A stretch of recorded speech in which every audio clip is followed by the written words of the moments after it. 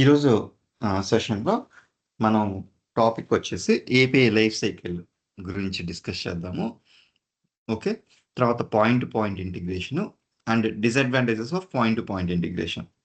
తర్వాత ESB enterprise service bus integration అంటే ఏంటి? దాని యొక్క ఫీచర్స్ ఏంటి? ఓకే. మినిమమ్ ఈ పాయింట్స్ అన్ని కూడా డిస్కస్ చేసుకుందాం. ఓకే. ఫైన్. ఫస్ట్ మనం మ్యూల్సాఫ్ట్ తోటి మీరు అబ్జర్వ్ చేస్తే మోస్ట్ ఆఫ్ ద టైము ఏం చెప్తానండి నేను? ఇంటిగ్రేషన్స్ ఏపీఐస్ డెవలప్ చేస్తామని చెప్తున్నా.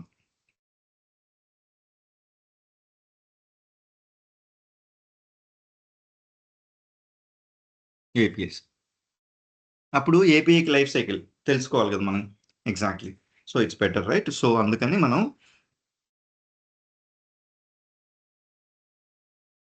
Will try to understand.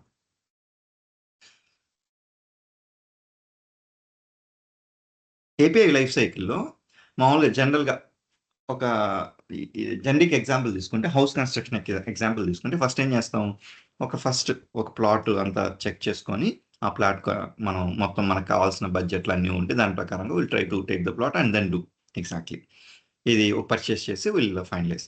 And then ఏం చేస్తాం, విల్ గో టు ఆర్కిటెక్ట్. అక్కడ ఆయన జిహెచ్ఎంసీ రూల్స్ ప్రకారంగా అందరు డిస్కస్ చేసి ఆ స్థలం బట్టి ఎంత కన్స్ట్రక్షన్ చేయొచ్చు, ఏం చేయొచ్చు, ఎక్కడ ఏం రావచ్చు అన్నీ కూడా ప్రాపర్గా మనకు ఒక ప్లాన్ రెడీ చేసి ఓవరాల్గా ఒక బ్లూ ప్రింట్ ఇస్తాడు. Okay, this is called as blueprint or the plan exactly.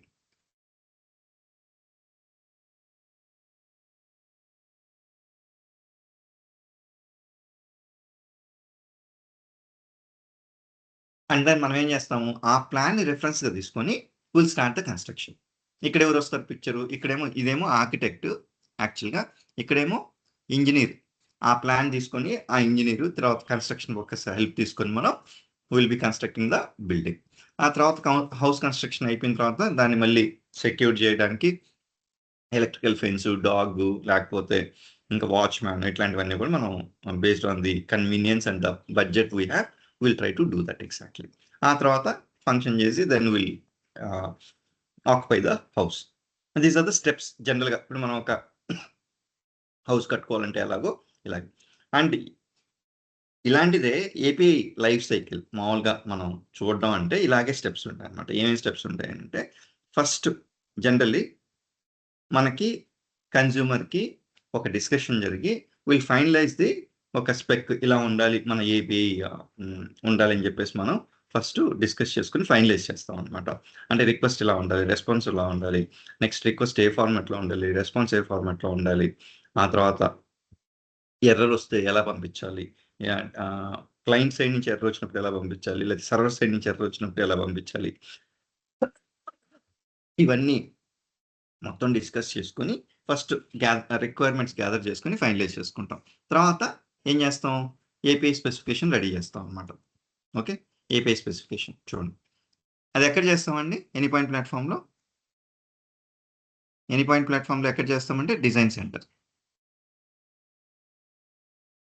Okay, design సెంటర్లో ఏపీఐ స్పెసిఫికేషన్ అంటే ఏంటి, it is a document which will consist of what are all the request it will accept, what is the kind of request it accepts, what is the example, what is the error response, what is the success response, what is the security we are going to apply, మొత్తం API స్పెసిఫికేషన్లో మొత్తం ready చేసుకుంటుంది. అంటే it's like A blue print. దీన్నే API specification అంటున్నాం, blue print అంటున్నాం, API blue print, API contract కూడా అంటున్నాం. ఏమేమంటున్నాం అండి, ఒకసారి రిపీట్ చేస్తారా? It's a blueprint, API specification, contract. API specification, API spec, API spec, API contract document, contract, API blueprint. ఈ మూడు ఎక్కువ వాడతారండి. ఓకే, ఇది కొంచెం రేర్లీ వాడతాం. Okay fine. ఇప్పుడు మనకి ఫస్ట్ మొత్తం డిస్కస్ చేసిన తర్వాత బిజినెస్ పీపుల్ తోటే then will come to a conclusion. ఇదంతా ఎవరు రిక్వెస్ట్ ఇలా ఉండాలి, రెస్పాన్స్ ఇలా ఉండాలి, ఇవన్నీ కూడా లీడ్, ఆర్కిటెక్ట్, బిజినెస్ పీపుల్ కలిసి డిసైడ్ చేస్తారు 90% ఆఫ్ ద టైం. డిసైడ్ చేసి ఒక డాక్యుమెంట్ ఇస్తారు మన చేతికి. ఆ డాక్యుమెంట్ ఇచ్చినప్పుడు ఆ డాక్యుమెంట్లో రిక్వెస్ట్ ఇలా ఉండాలి, రెస్పాన్స్ ఇలా ఉండాలి, హెడర్స్ ఇలా ఉండాలి, రిసోర్స్ నేమ్ ఇలా ఉండాలి, ఏపీఐ నేమ్ ఇలా ఉండాలి అని ఒక మొత్తం టోటల్గా బిజినెస్ ఫంక్షనాలిటీ ఇది అని చెప్పేసి ఓవరాల్గా ఒక ప్రాపర్ స్ట్రక్చర్డ్ డాక్యుమెంట్ ఇచ్చేస్తారు. దాన్ని చూసి మనం డెవలప్ చేయాలంటే సింపుల్. ఓకే, అందువల్ల ఏంటంటే మనకి ఏపీఐ స్పెక్ రెడీ చేయడం కూడా మొత్తం మన సొంత తెలివితేటలు వాడే ఏం చేయము exactly. Okay, already you have the enough details in the document, and then after seeing that document you will be able to do it very easily. సరే, ఇప్పుడు ఏపీ 1 and 2 సేమ్ కదా? I mean specification and spec రెండు ఒకటే అండి. ఇప్పుడు నేను చెప్పింది ఒకదానికి మల్టిపుల్ నేమ్స్ చెప్తున్నా. ఓకే. ఏపీఐ స్పెసిఫికేషన్ అంటారు, లేకపోతే ఏపీఐ స్పెక్ అంటారు, ఏపీఐ కాంట్రాక్ట్ అంటారు, ఏపీఐ బ్లూ ప్రింట్, ఏదైనా ఒకటే, అదే చెప్తున్నా actually. Okay.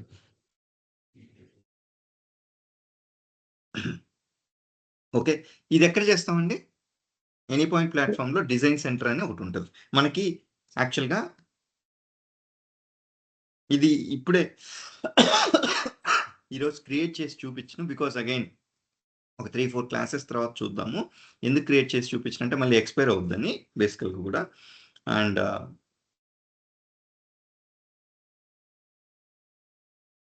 Two important things అండి మనకి మ్యూల్సాఫ్ట్లో డెవలప్మెంట్ పర్స్పెక్టివ్లో.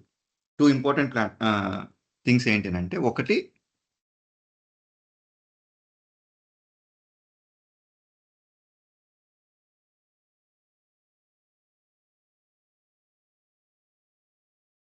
స్టూడియో, ఇంకొకటి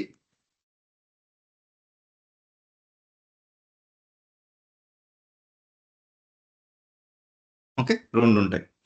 దీంట్లో మళ్ళీ సబ్ మాడ్యూల్స్ ఉంటాయి. ఓకే, దీంట్లో డిజైన్ సెంటరు, తర్వాత run time manager,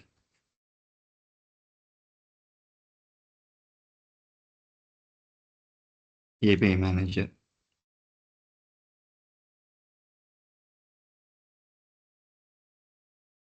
exchange, any point monitoring,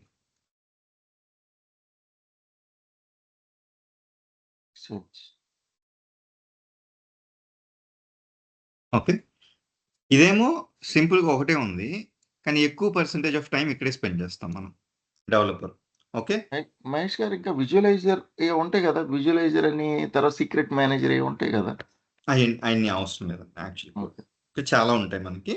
age ఏ డెవలపర్కి మనకి అంత రేంజ్ అవసరం నాట్ రిక్వైర్డ్. ఈవెన్ రియల్ టైంలో కూడా చాలా తక్కువ వాడతారు అన్నమాట బేసికల్లీ.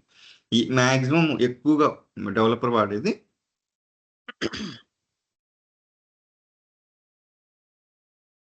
వీటి వరకు సరిపోద్ది 99%. ఎప్పుడన్నా అవసరం అయితే ఎనీ పాయింట్, అది కూడా సీనియర్ పీపుల్ చేస్తారు in the team. Okay fine. ఇప్పుడు స్టూడియోలో most of the time developer ఇక్కడ స్పెండ్ చేస్తారండి. ఆ తర్వాత ఇవి కూడా important, but you spend less time. ఇక్కడ కొంచెం కన్సిడరబుల్లీ ఇక్కడ కొంచెం ఎక్కువ ఉంటుంది. ఆ తర్వాత ఇక్కడ కొంచెం ఇక్కడ రన్ టైమ్ మేనేజర్ ఉంటుంది, తర్వాత ఏపీఐ మేనేజర్. ఓకే, ఎక్స్చేంజ్ కూడా కొంచెం తక్కువే ఉంటుంది, but still we try to use it. Publish చేసేదానికి మనం మ్యూల్సాఫ్ట్ అసెట్స్ అన్ని సేవ్ చేసుకునేదానికి. అయితే ఫస్ట్ నేను ఏపీఐ డిజైన్ ఎక్కడ చేస్తానండి? డిజైన్ సెంటర్లో ఏపీఐ స్పెక్ రెడీ చేస్తాను. ఇక్కడ స్పెక్ రెడీ చేసి okay, using RAML or OAS అంటే open API specification or Swagger. Old name వచ్చేసి స్వాగర్, కానీ మ్యూల్సాఫ్ట్ ప్రాజెక్ట్స్ అన్ని కూడా ఎక్కువ దేని మీద చేస్తారు? రామర్ మీద చేస్తారు అనమాట. ఓకే సరే, ఒకవేళ మిమ్మల్ని ఆ పర్టికులర్ ప్రాజెక్ట్ ఓఎస్ అనుకోండి.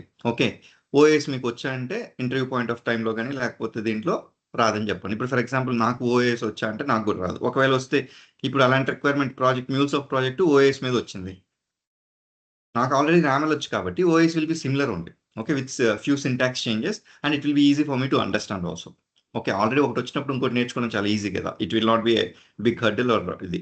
ఇప్పుడు దాకా ఫర్ ఎగ్జాంపుల్ లైక్ నేను చేసిన ప్రాజెక్ట్స్ అన్ని కూడా మొత్తం రామెల్ అనమాట మ్యూల్సాఫ్ట్లో.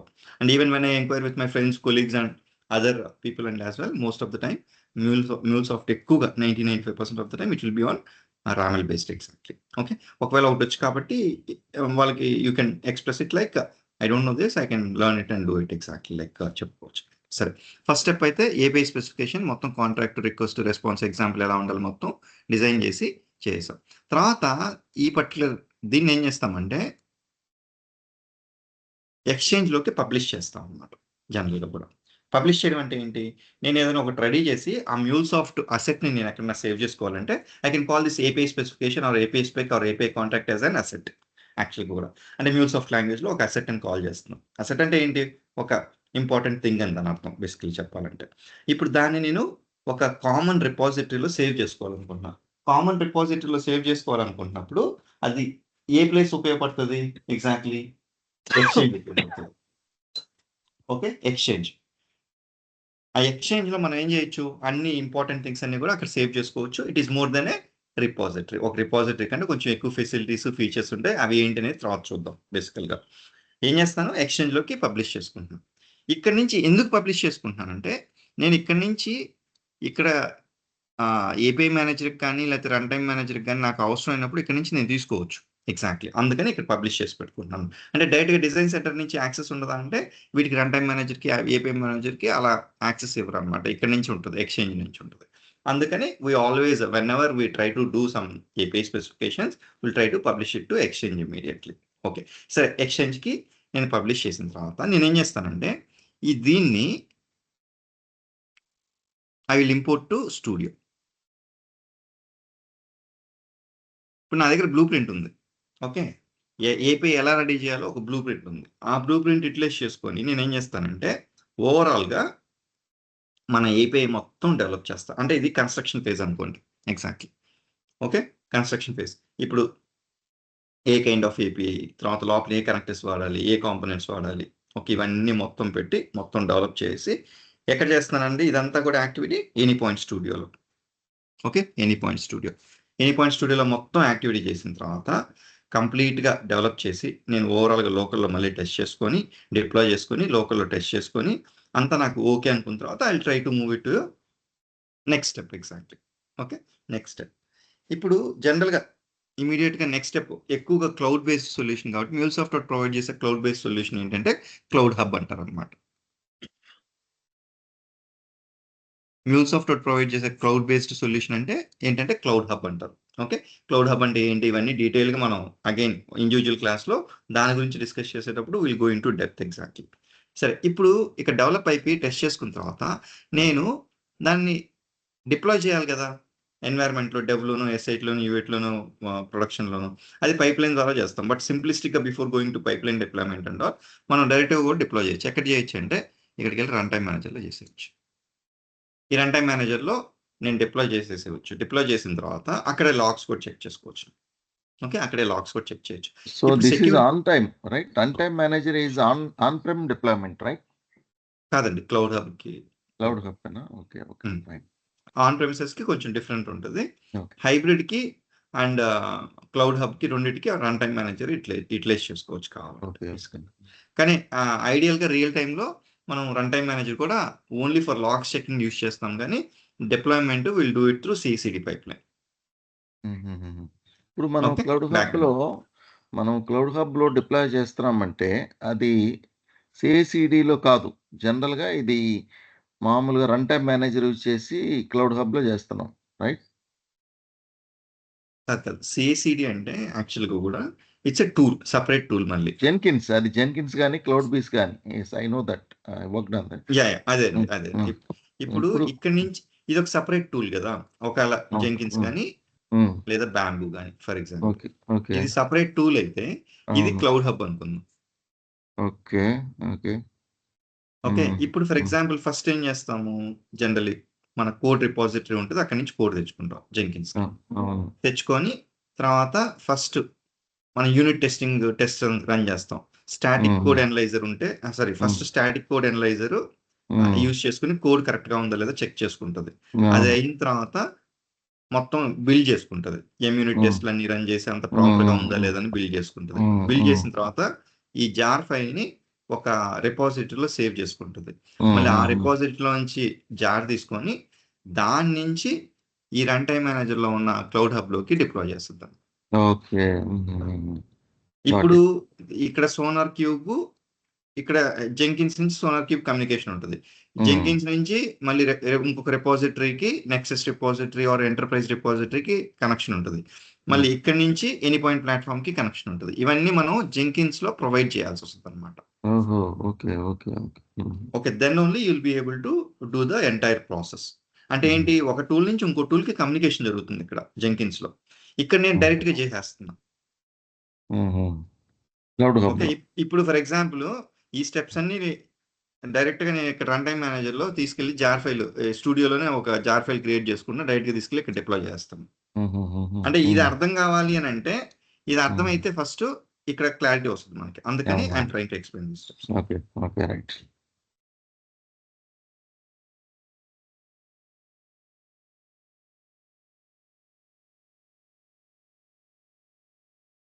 Okay, fine. నౌ ఇప్పుడు చూడండి, ఈ రన్ టైమ్ మేనేజర్ లో నేను అప్లికేషన్ డిప్లాయ్ చేస్తున్నాను.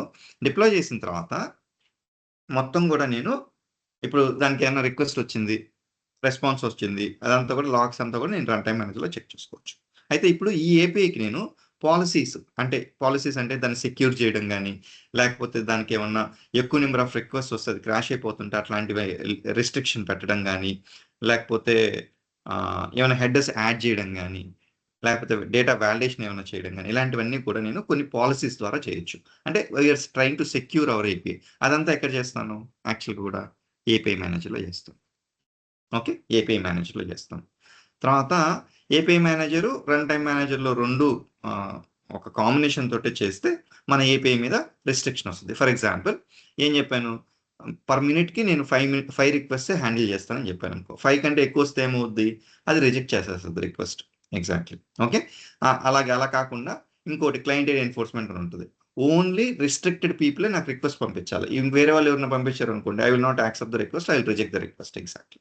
ఓకే, ఇలాంటివన్నీ కూడా పాలసీస్ నేను ఎక్కడ అప్లై చేస్తున్నానండి, ఏపీఐ మేనేజర్లో అప్లై చేస్తున్నాను. అంటే సెక్యూరిటీ ఆస్పెక్ట్స్, కాంప్లైన్స్ ఆస్పెక్ట్స్ అన్ని కూడా I'm trying to do it in API manager. Okay, done. తర్వాత ఇప్పుడు ఏమైపోయింది, మొత్తం మన అప్లికేషన్ అప్ అయిపోయింది, రన్నింగ్ లోకి వచ్చేసింది. It's getting used by the users. Exactly, అంతా కూడా వెళ్తా ఉంది. ఒకవేళ మానిటర్ చేయాలంటే I can go head and do it in any point monitoring అనమాట. లాగ్స్ అవన్నీ కూడా ఇండివిజువల్గా లాగ్స్ అవన్నీ కూడా రన్ టైమ్ మేనేజర్లో చెక్ చేసుకుంటూ ఉండొచ్చు, నో ప్రాబ్లం. నేను ఇప్పుడు స్పెసిఫిక్గా I'm talking about cloud hub అండి. ఓకే, ఎందుకంటే ఎక్కువ percentage of the organisations will go for cloud hub related deployment model. అందుకని దాని గురించి మాట్లాడుతున్నాను. మనం స్పెసిఫిక్గా మన క్లాసెస్లో will talk about cloud hub deployment model, which is completely a cloud based solution provided by MuleSoft. And మళ్ళీ ఆన్ ప్రెమిసెస్ మోడల్ డిస్కస్ చేస్తాము, అండ్ హైబ్రిడ్ మోడల్ కూడా డిస్కస్ చేస్తాం. These 3 different models we're going to discuss. But ఇప్పుడు నేను మాట్లాడేది mostly అంతా కూడా జనరిక్గా నేను మాట్లాడేటప్పుడు it will B of cloud hub based solution అనమాట. ఓకే, తర్వాత మన అప్లికేషన్ మానిటర్ చేసుకోవాలంటే ఆర్ మన టోటల్ బిజినెస్ ఫంక్షనాలిటీ మానిటర్ చేసుకోవాలంటే ఎనీ పాయింట్ మానిటరింగ్ వాడతారు. ఇది కూడా చాలా రేర్లీ డెవలపర్కి యాక్సెస్ ఉంటుంది, టీమ్ లీడ్కి కానీ లేకపోతే ఆర్కిటెక్ట్ కానీ వాళ్ళకి ఎక్కువ యాక్సెస్ ఉంటుంది అన్నమాట. ఎగ్జాక్ట్లీ. Okay, fine. ఇవి టోటల్గా నేనేం చేశాను, ఫస్ట్ ఏపీఐ డిజైన్ చేసుకున్నాను. ఏపీఐ డిజైన్ చేసుకున్న తర్వాత API spec will be the output of that. Exactly, అది నేను డిజైన్ సెంటర్లో చేశాను. డిజైన్ సెంటర్లో నుంచి తీసుకుని దాన్ని ఎక్స్చేంజ్లోకి పబ్లిష్ చేసుకున్నాను. పబ్లిష్ చేసుకుని ఎక్స్చేంజ్ నుంచి నేను ఎనీ పాయింట్ స్టూడియోకి ఇంపోర్ట్ చేసుకొని, ఎనీ పాయింట్ స్టూడియోలో మొత్తం డెవలప్మెంట్ కానీ ఇంప్లిమెంటేషన్. ఇక్కడ టెర్మినాలజీ ఏంటండి, డెవలప్మెంట్, ఏపీఐని డెవలప్ చేశానని, లేదు ఇంప్లిమెంట్, ఈ రెండు కూడా ఒకటే చేసి దీన్ని ఏం చేస్తాను ఇప్పుడు. ఓకే, మళ్ళీ ఏపీఐ మేనేజర్ కూడా యూటిలైజ్ చేసుకొని, రన్ టైమ్ మేనేజర్ రెండు యూటిలైజ్ చేసుకొని, పాలసీస్ కూడా అప్లై చేసి దెన్ రన్ టైమ్ మేనేజర్లో డిప్లాయ్ చేస్తాను అనమాట. రన్ టైమ్ మేనేజర్లో డిప్లాయ్ చేసినప్పుడు then I will be able to see the logs. ఏదైనా రిక్వెస్ట్లు వచ్చినా, రెస్పాన్స్లు వచ్చినా, ఎర్రర్లు వచ్చినా లాగ్స్ చెక్ చేసుకొని ప్రాపర్గా. ఇక్కడ మనం ఈ డెవలప్ చేసేటప్పుడు ఏమేం చేయాలి, We have to follow API. I mean, best practices, logging, error handling, naming conventions,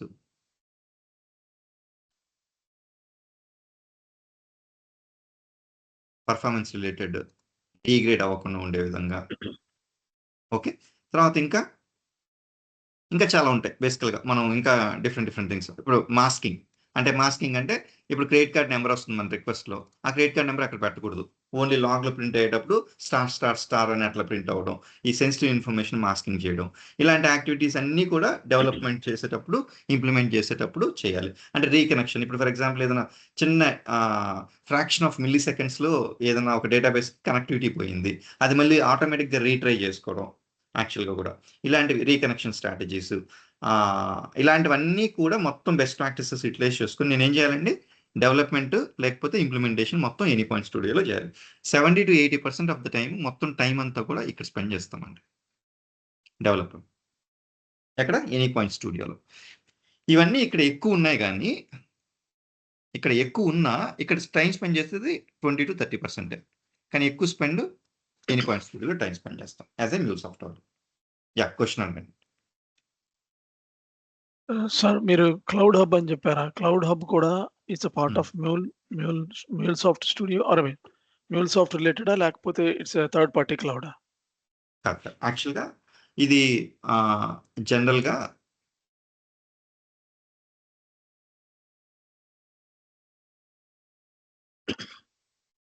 ఇప్పుడు ఏదైనా అండి, ఒకటి అప్లికేషన్ డిప్లాయ్ చేయాలనుకోండి, ఒక సర్వర్ కావాలి అంతేనా, బేసికల్గా ఫస్ట్ ఒక అప్లికేషన్ సర్వర్ కావాలి.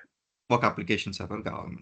ఈ అప్లికేషన్ సర్వర్లో నేను మామూలుగా ఒక అప్లికేషన్ రెడీ చేసిన తర్వాత, ఇది అప్లికేషన్ అనుకోండి, ఈ అప్లికేషన్ సర్వర్లో ఇక్కడికి వెళ్ళి డిప్లాయ్ చేస్తాను. ఈ అప్లికేషన్ సర్వర్ ప్లెయిన్గా నేను అలాగే పెట్టేస్తే ఈ అప్లికేషన్ డిప్లాయ్ అవుద్దంటే అవ్వదు. ఫర్ ఎగ్జాంపుల్, ఈ అప్లికేషన్కి కావాల్సిన సాఫ్ట్వేర్స్ అన్ని ఇక్కడ ఉండాలా, అవన్నీ ఇన్స్టాల్ చేయాలని నేను.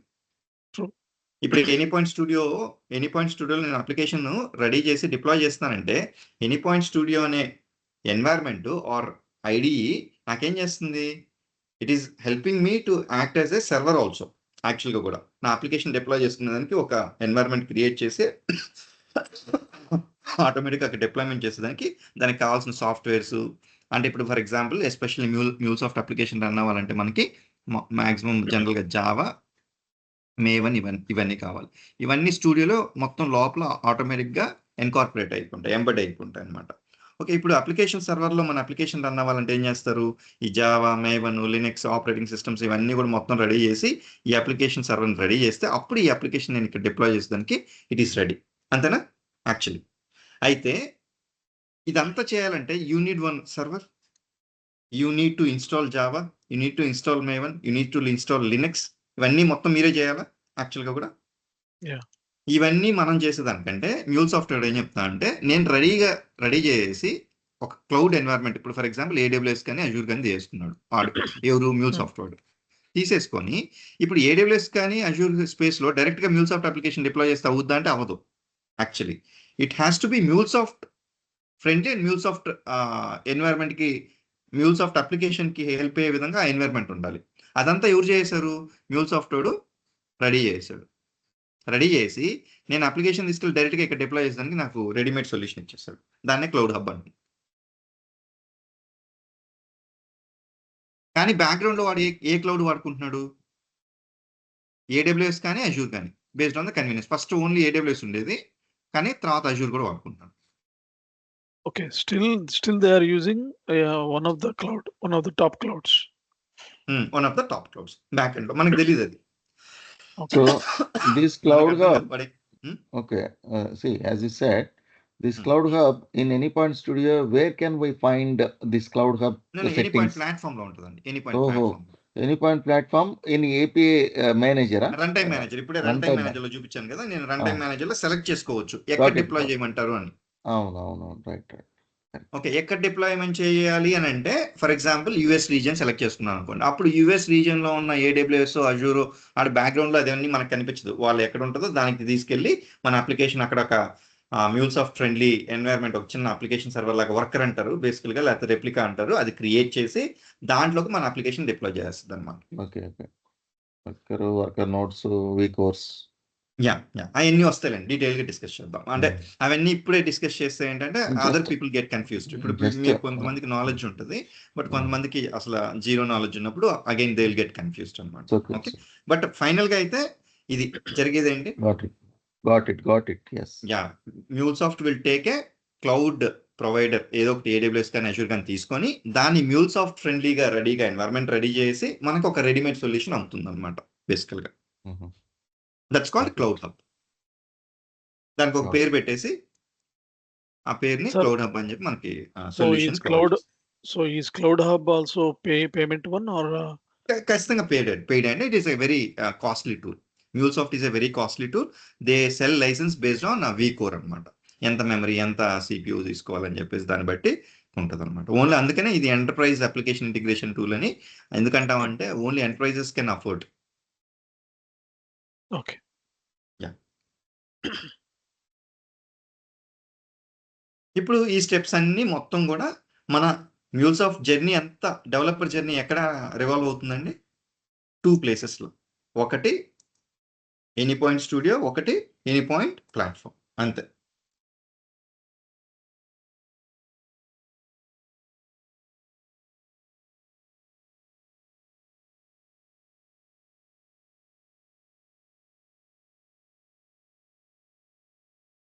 ఈ 2 ప్లేసెస్లోనే మన జర్నీ అంతా వెళ్ళిపోతుంది. దీనికి ఒక 20-30% వెయిటేజ్ ఇద్దాం. దీనికి 70-80% వెయిటేజ్ ఇద్దాం. ఓకే.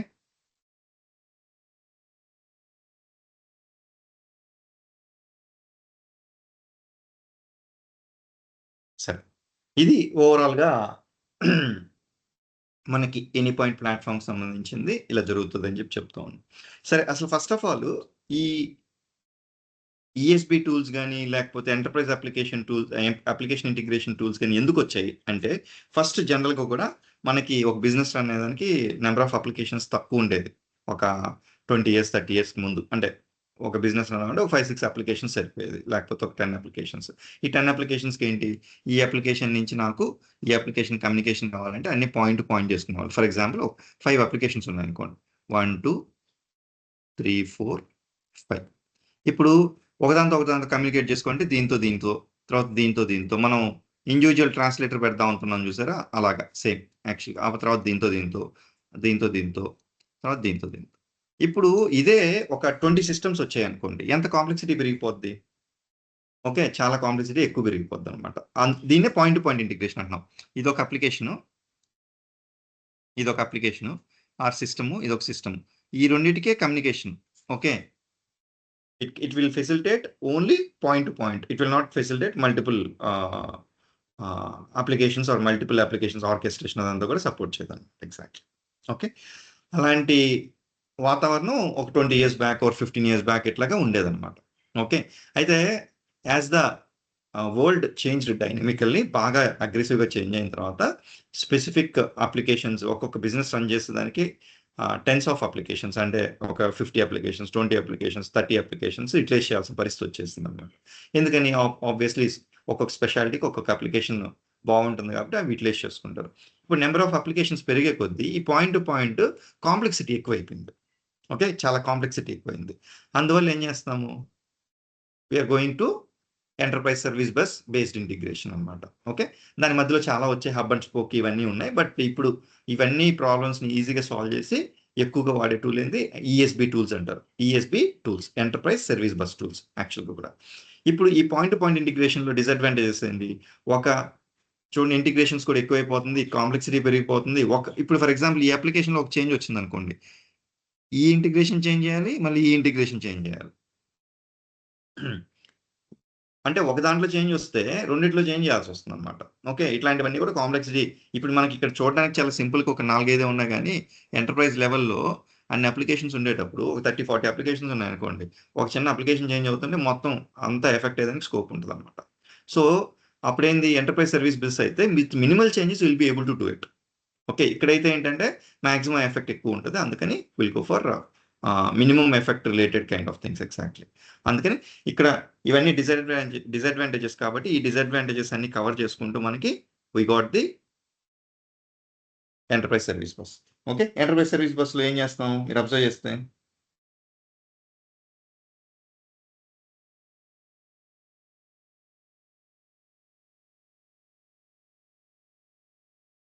అన్ని సర్వీసెస్ని ఇంటిగ్రేట్ చేస్తాం.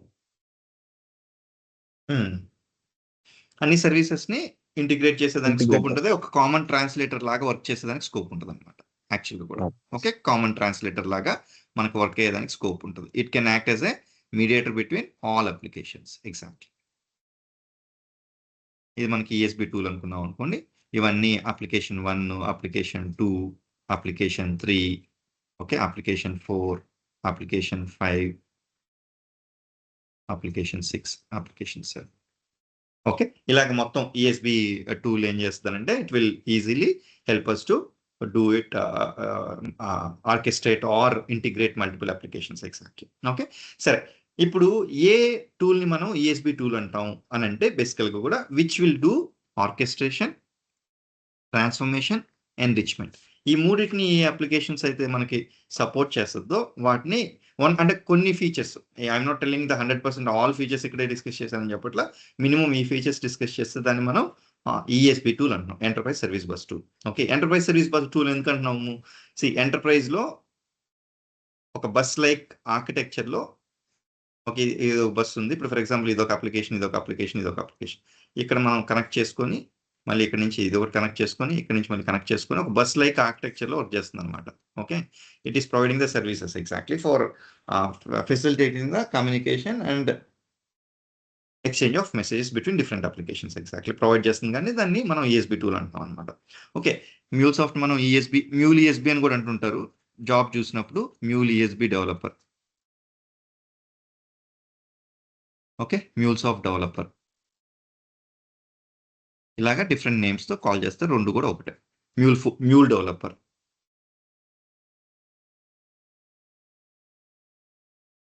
ఓకే, మ్యూల్ 4 డెవలపర్, ఇవన్నీ కూడా మనకి సేమ్, నో వరీస్ యాక్చువల్గా. Okay, no worries. ఇలాగా ఏవైతే మనకు సపోర్ట్ చేస్తాయో ఆ సపోర్ట్ చేస్తే ఈ ఆర్కెస్ట్రేషన్, ట్రాన్స్ఫర్మేషన్, ఎన్రిచ్మెంట్ సపోర్ట్ చేస్తాయి వాటన్నిటిని, ఆ ఫీచర్స్ అన్ని సపోర్ట్ చేసే టూల్స్ మనకి ఎంటర్ప్రైజ్ సర్వీస్ బస్ టూల్స్. ఇలాంటివి చాలా ఉంటాయి బేసికల్గా కూడా మనకి మార్కెట్లో టిప్కో అని లేకపోతే భూమి అని ఇట్లాంటి చాలా టూల్స్ ఉంటాయి. But still MuleSoft is one of the famous tools and it is the leader. ఎందుకు లీడర్ అవన్నీ కూడా మనం డిస్కస్ చేస్తున్నాం. అయితే ఇప్పుడు ఫర్ ఎగ్జాంపుల్ ఆర్కెస్ట్రేషన్ అంటే ఏంటి? ఇప్పుడు మన ఫస్ట్ ఎగ్జాంపుల్ మనం డిస్కస్ చేసినప్పుడు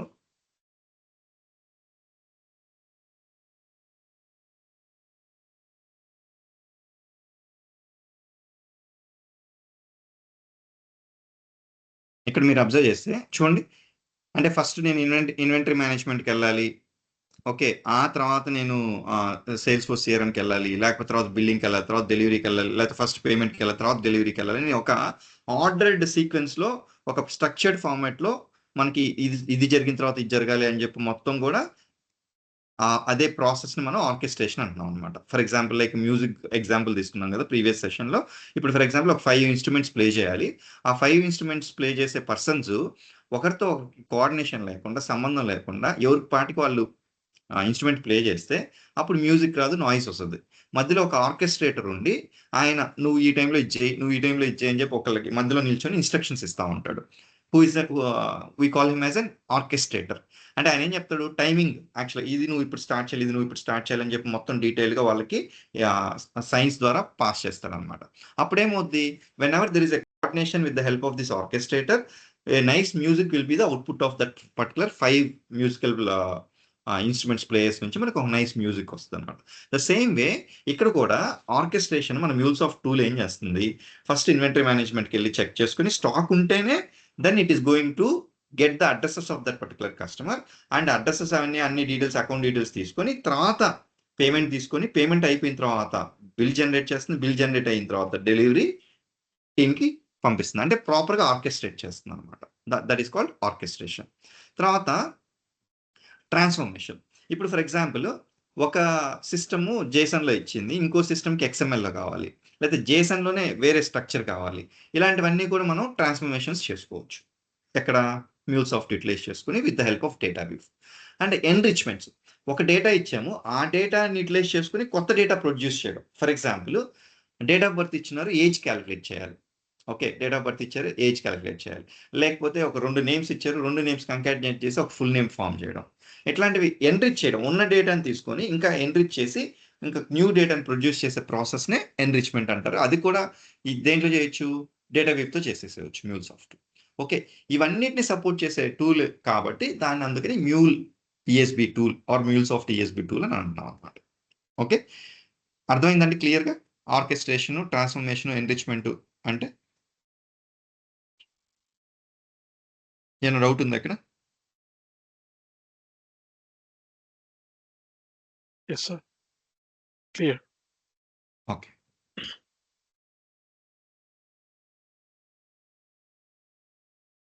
అందుకని MuleSoft మనం we call it as a Mule ESB tool as well. మీకు జాబ్స్ ఎప్పుడైనా చూసినప్పుడు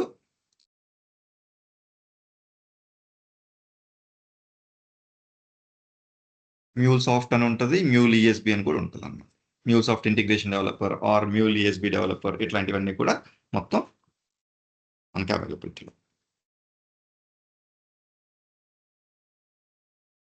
మహేష్, Yeah, um, చెప్పండి.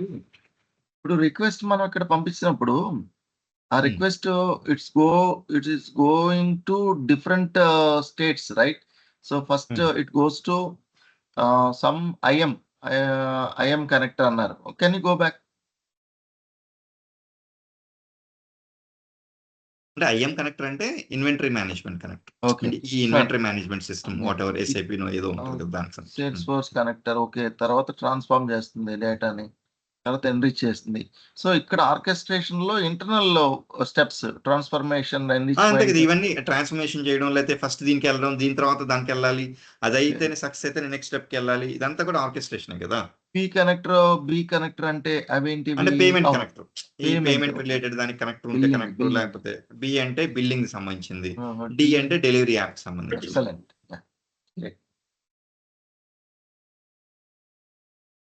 ఇది మనం ఫస్ట్ డెమో క్లాస్ లో డిస్కస్ చేసామండి యాక్చువల్గా, అందుకని కొంచెం I did go in detail exact.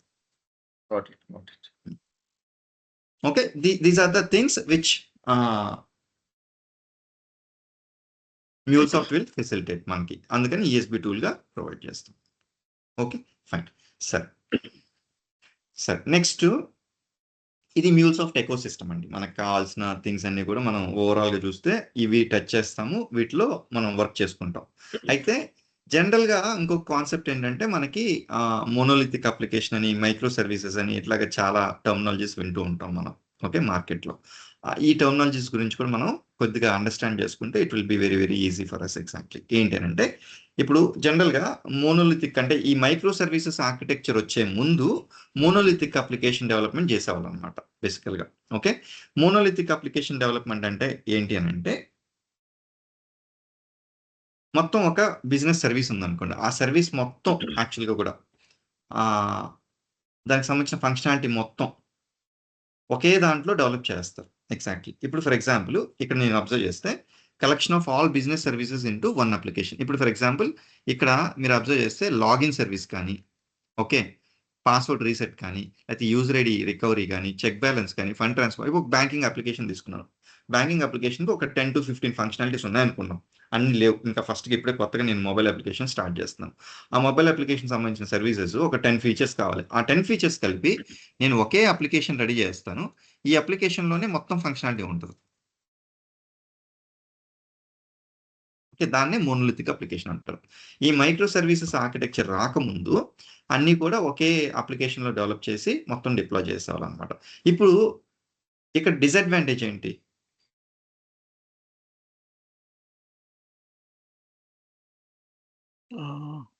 Dependency ఉంటుంది. ఒకే అప్లికేషన్ మల్టిపుల్ సర్వీసెస్. ఇప్పుడు ఫర్ ఎగ్జాంపుల్ ఈ సర్వీస్లో చేంజ్ వచ్చిందండి. మామూలుగా బిజినెస్ సర్వీసెస్ అంటే చేంజ్ రాకుండా ఉంటాయండి, ఏదో చేంజ్ వస్తూనే ఉంటుంది. ఎగ్జాక్ట్లీ అప్పుడు ఏం జరుగుతుంది?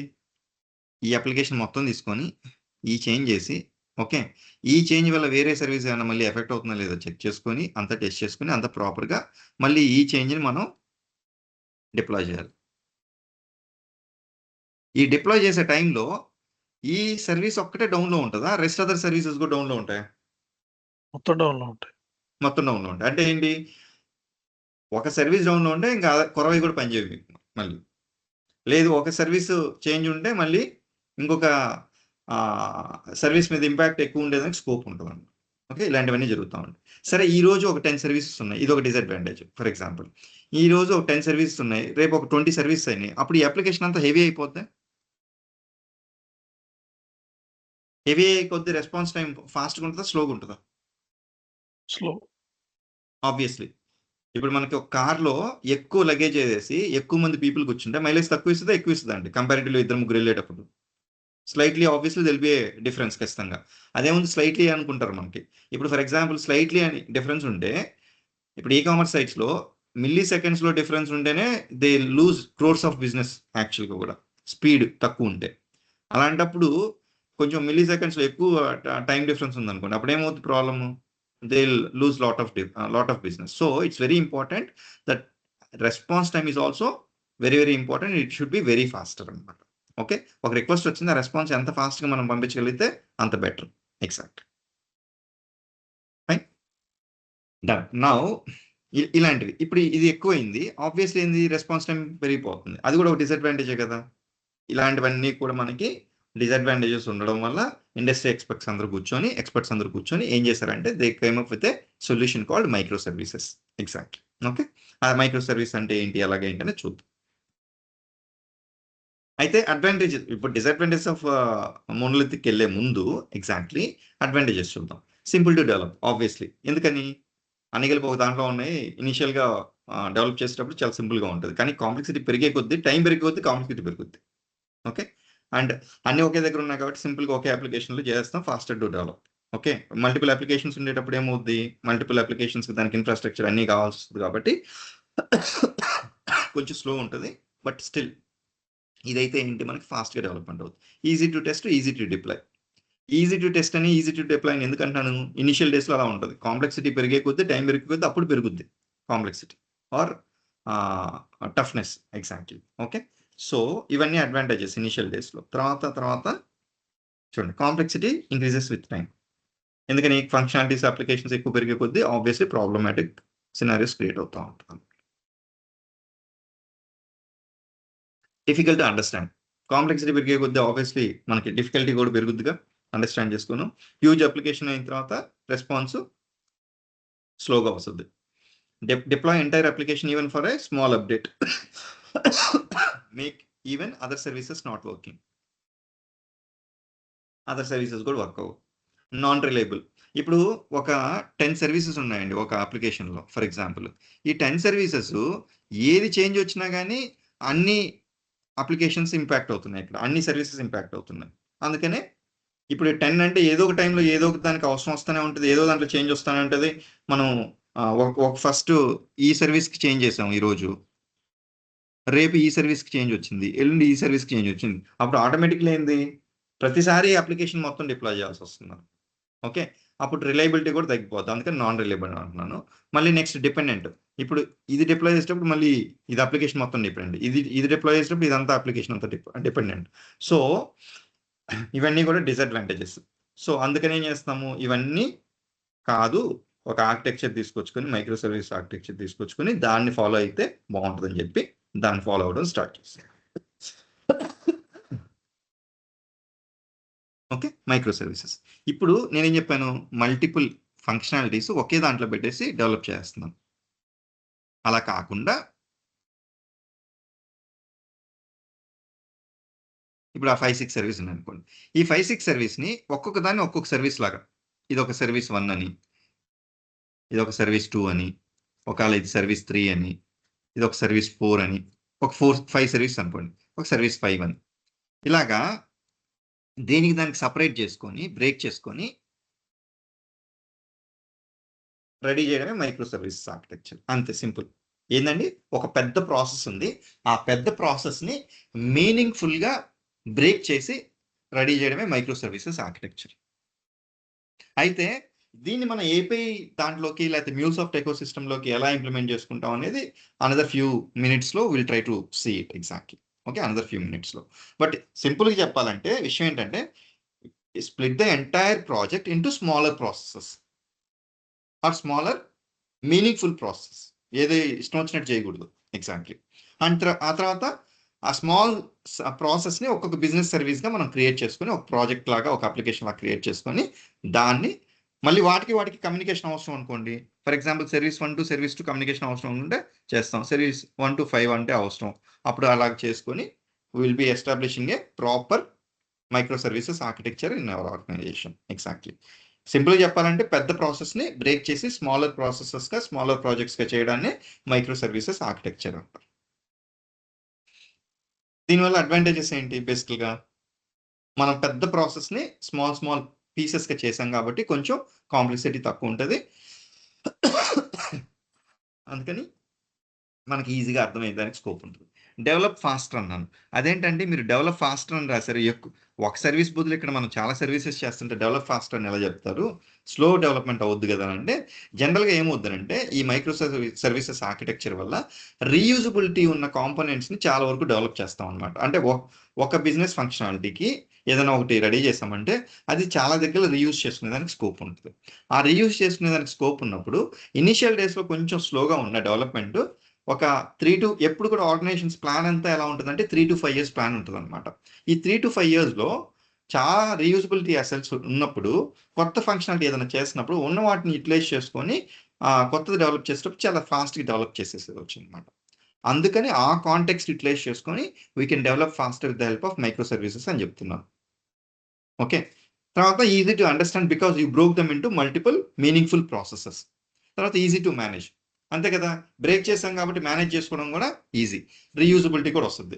ఇప్పుడు స్కేలబిలిటీ కూడా చేసుకోవచ్చు. ఇప్పుడు ఫర్ ఎగ్జాంపుల్ 5 సర్వీసెస్ ఉన్నాయండి. ఒక సర్వీస్కి నేను స్కేల్ చేసుకోవాలి.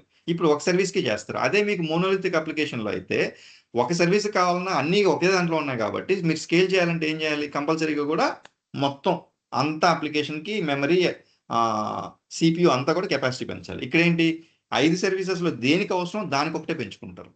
అన్నెసరీగా ఎక్కువ మెమరీ CPU వేస్ట్ అవ్వదు. ఓకే. Scale and reliable. ఏది చేంజో ఏది అవసరమో దాన్ని ఒకటే చేంజ్ చేస్తాం, అదొక్కటే ప్రాబ్లం లేకుండా ఉంది. ఎగ్జాక్ట్లీ. ఓకే. అందువల్ల రిలయబిలిటీ కూడా ఇంక్రీజ్ అవుద్ది కంపారిటివ్లీ. Next independent.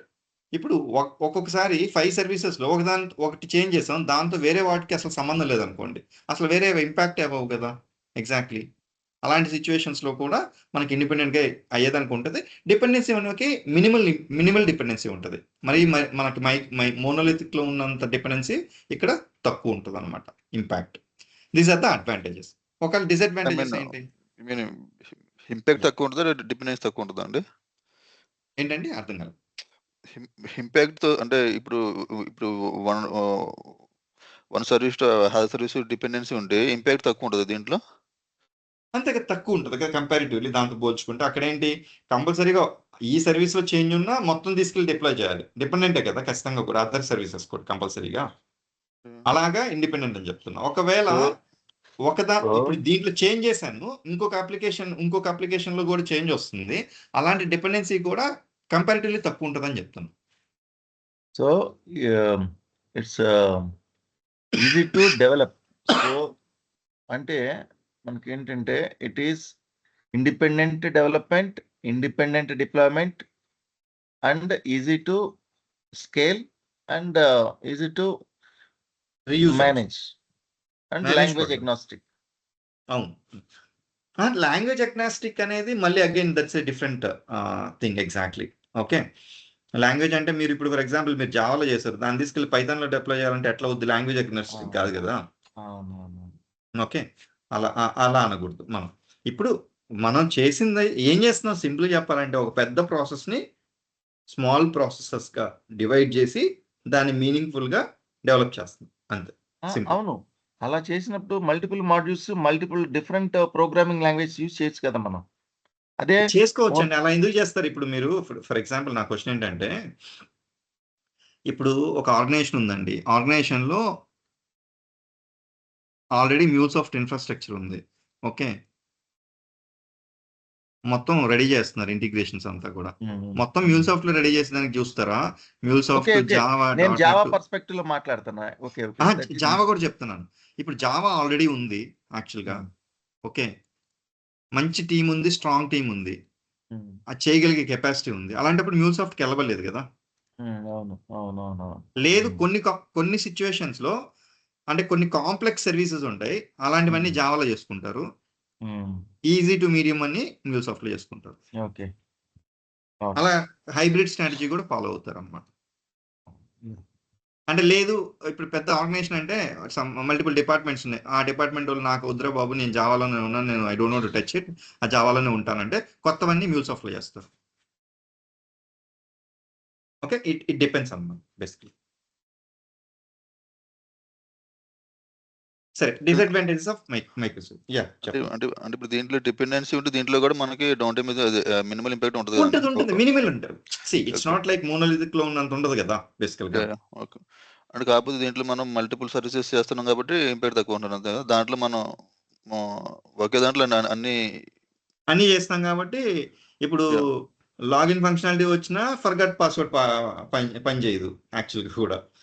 లేకపోతే ఇంకోటి లేస్తే హ్యూజ్ అప్లికేషన్ అయిపోద్ది, రెస్పాన్స్ టైం కూడా తగ్గిపోద్ది. ఒకదాని వల్ల అంటే ఒకే అప్లికేషన్ అన్ని ఉండడం వల్ల 500 మిల్లీ సెకండ్స్ రావాల్సిన రెస్పాన్స్ 600కి వెళ్ళింది అనుకోండి. 100 milli seconds is huge cost కదా.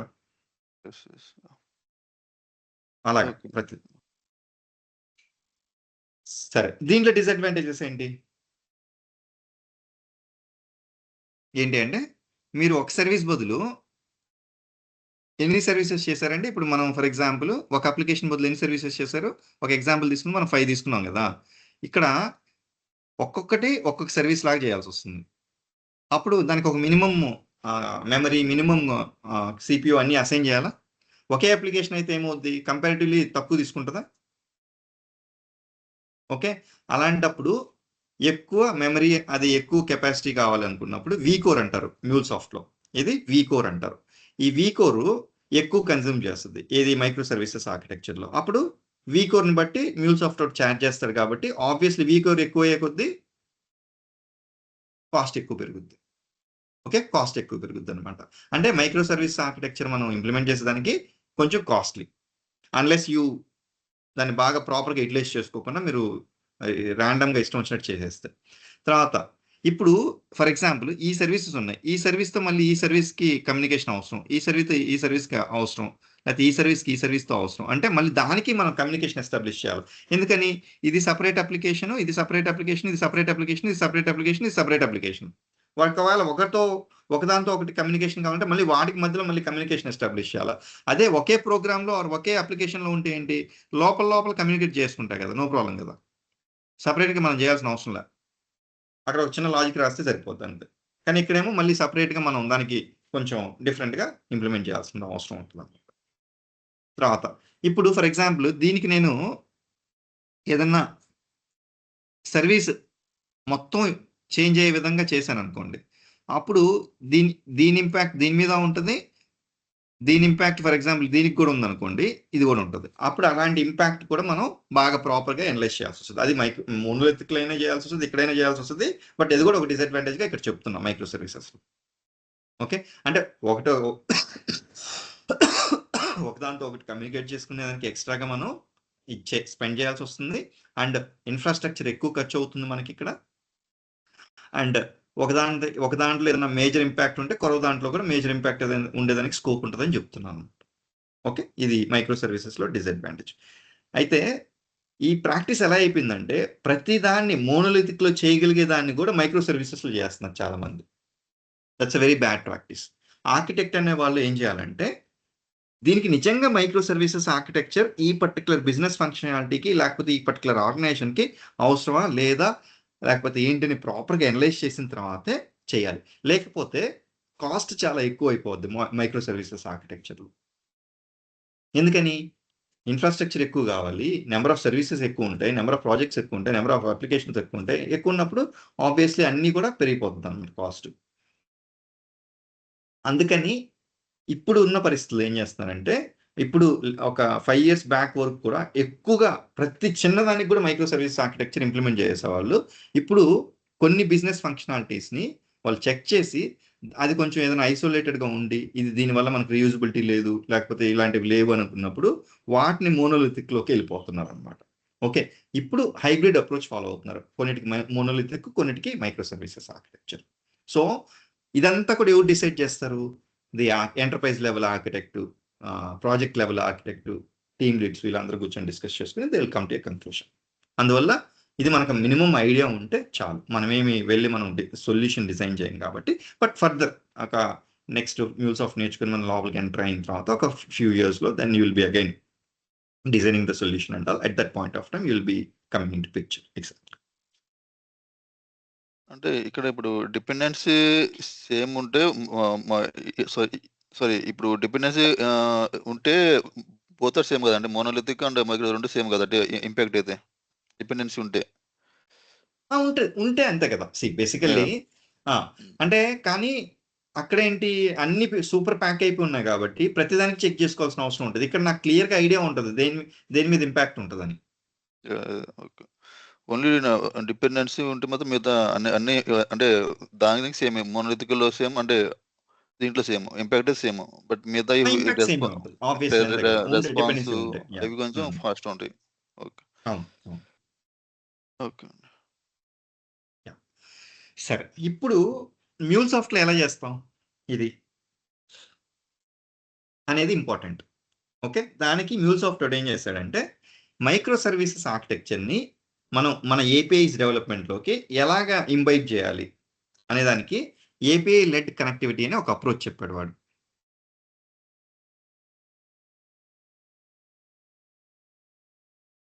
ఏంటది? API led connectivity. ఇది ఇంటర్వ్యూ పాయింట్ ఆఫ్ వ్యూలో అడుగుతారు. మీరు డెవలప్ చేసేటప్పుడు కూడా మొత్తం you will be part of it అనమాట. ఇదంతా కూడా థియరిటికల్ కాన్సెప్ట్ మనకి ఓవరాల్గా. ఓకే, ఏంటది ఏపీఐ లెడ్ కనెక్టివిటీ అనేది? It is an integration strategy to transfer data between applications in a methodical way through reusable and purposeful APIs. మీరు observe చేస్తే reusable, purposeful రెండు కూడా మైక్రో సర్వీస్ సంబంధించిన టెక్నాలజీస్, మైక్రో సర్వీసెస్ సంబంధించిన concept. అంటే ఏం చెప్తున్నాం? రీయూజబిలిటీ ఉండేటట్టుగా డెవలప్ చేయాలి, ప్లస్ మీనింగ్ఫుల్గా ఉండాలి, ఊరికే ఇష్టం వచ్చినట్టు బ్రేక్ చేయకూడదు. ఎగ్జాక్ట్లీ. ఓకే, ఇది కూడా ఒక ఇంటిగ్రేషన్ స్ట్రాటజీ. డేటాని అప్లికేషన్స్ మధ్యలో ఎలాగ ఎక్స్చేంజ్ చేసుకోవాలి అండ్ ఒక స్ట్రక్చర్డ్ వేలో ఎలా చేసుకోవాలి త్రూ రీయూజబిలిటీ అని చెప్పి చెప్తున్నాడు అనమాట. దాన్నే API led connectivity. It is an integration strategy to transfer data between applications in a methodical way. అంటే మెథాడికల్ వే అంటే ఒక ప్రాపర్ స్ట్రక్చర్డ్ మేనర్. ఎలాగా? Through reusable APIs and through meaningful APIs, purposeful. అంటే ఇప్పుడు ఊరికే ఏదో నామకే వస్తే ఒక ఏపీఐ డెవలప్ చేసి అలా కాకుండా దానికంటే ఒక సిగ్నిఫికెన్స్ ఉండాలన్నమాట. ఒక ఏపీఐ డెవలప్ చేయాలంటే అలా చేసేదాన్ని ఏపీఐ లెడ్ కనెక్టివిటీ అన్నాం. సరే, APIs are develop to place such a role. ఎలాగా? మనకి జనరల్గా ఇప్పుడు ఫర్ ఎగ్జాంపుల్ ఇది సోర్స్ సిస్టమ్ అనుకోండి, ఇది సోర్స్, ఇది టార్గెట్ అనుకో.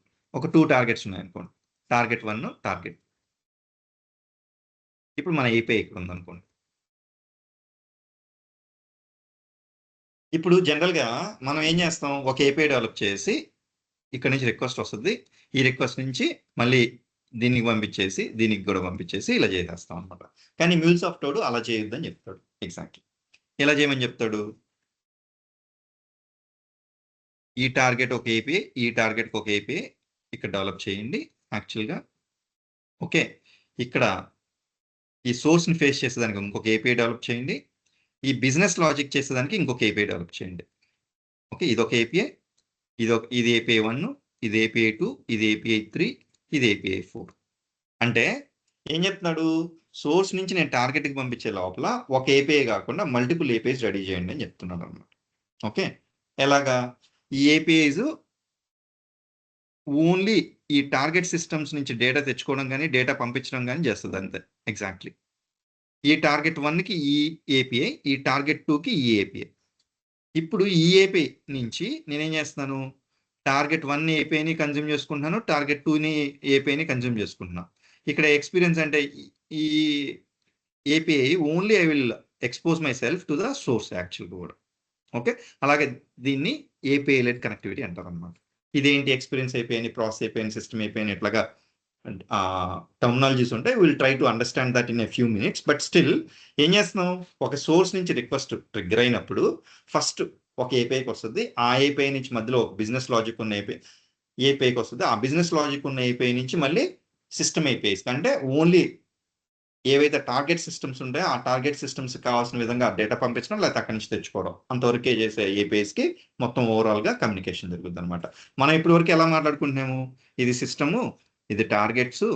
యాక్చువల్గా ఇక్కడ మధ్యలో ఒక ఏపీఐ ఉంటుంది, ఇక్కడ నుంచి రిక్వెస్ట్ వస్తుంది, ఇక్కడ నుంచి దీనికి పంపించేస్తాం, ఇది ఏపీఐ అని చెప్పేస్తున్నాం. బట్ ఇది ఎంటర్ప్రైజ్ లెవెల్ ఆర్కిటెక్చర్లో అలా వర్క్ అవుతుంది అనమాట. ఈ టార్గెట్ సిస్టమ్ ఉంది, ఇది చాలా అప్లికేషన్స్లో ఉపయోగించుకోవాలి. ఇది నేను చాలా అప్లికేషన్స్లో ఉపయోగించుకోవాల్సి వస్తుంది. ఓకే, ఇక్కడి నుంచి నాకు చాలా డిఫరెంట్ సర్వీసెస్కి రిక్వెస్ట్లు వస్తున్నాయి.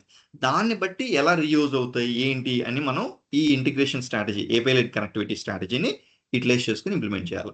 ఇప్పుడు ఇదే టార్గెట్ సిస్టమ్ మల్టిపుల్ ప్లేసెస్లో ఉపయోగపడుతుంది. అప్పుడు ఏం చేస్తాను, దీనికి ఒక సిస్టమ్ ఏపీఐ డెవలప్ చేసి ఒక ఏపీఐ, ఆ ఏపీఐని this API will be utilised in multiple places అన్నమాట.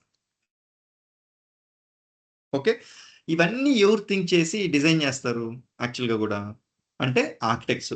ఇన్ని సిస్టమ్ ఏపీఐస్ ఉండాలి, ఇన్ని ఇది అని చెప్పి మొత్తం కూడా ప్రాపర్గా చేస్తారు అనమాట. ఓకే, అదే ఇక్కడ చెప్తున్నా, APIs are developed to play specific role. ఎలాగా డేటా యాక్సెస్ చేసుకోవడం, తర్వాత ఆ డేటా యాక్సెస్ చేసుకున్న తర్వాత ఇది సోర్స్ సిస్టమ్స్ నుంచి టార్గెట్ సిస్టమ్స్ నుంచి ఆ డేటాని ఏదైనా మళ్ళీ మ్యానిపులేట్ చేయడం, ఇదంతా కూడా ఏదైనా ఆర్కెస్ట్రేట్ చేయడం అవసరం ఉంటే అదంతా ఆర్కెస్ట్రేట్ చేసుకొని ఆ తర్వాత it will be send to the user with proper structure అన్నమాట, data format. Okay, it is a best practice specified by MuleSoft. ఖచ్చితంగా ఇలాగే ఫాలో అవ్వాలంటే ఫాలో అవ్వాల్సిన రూల్ ఏం లేదు. It is up to you. మన దాన్నే ఒక బెంచ్ మార్క్ తీసుకొని దాన్ని బట్టి మన బిజినెస్ ఫంక్షనాలిటీకి ఎలా సూట్ అవుతుందో అలా చేసుకునేదానికి స్కోప్ ఉంటుంది. ఓకే, అలా చేసుకునేదానికి స్కోప్ ఉంటుంది. ఇలా ఉంటుందండి మన ఆర్కిటెక్చర్ వైజ్ చూసుకుంటే ఇలాగా జరుగుతుంది అనమాట. ఏంటి అని అంటే ఇది సోర్స్ అనుకోండి, సారీ ఈ సోర్సెస్,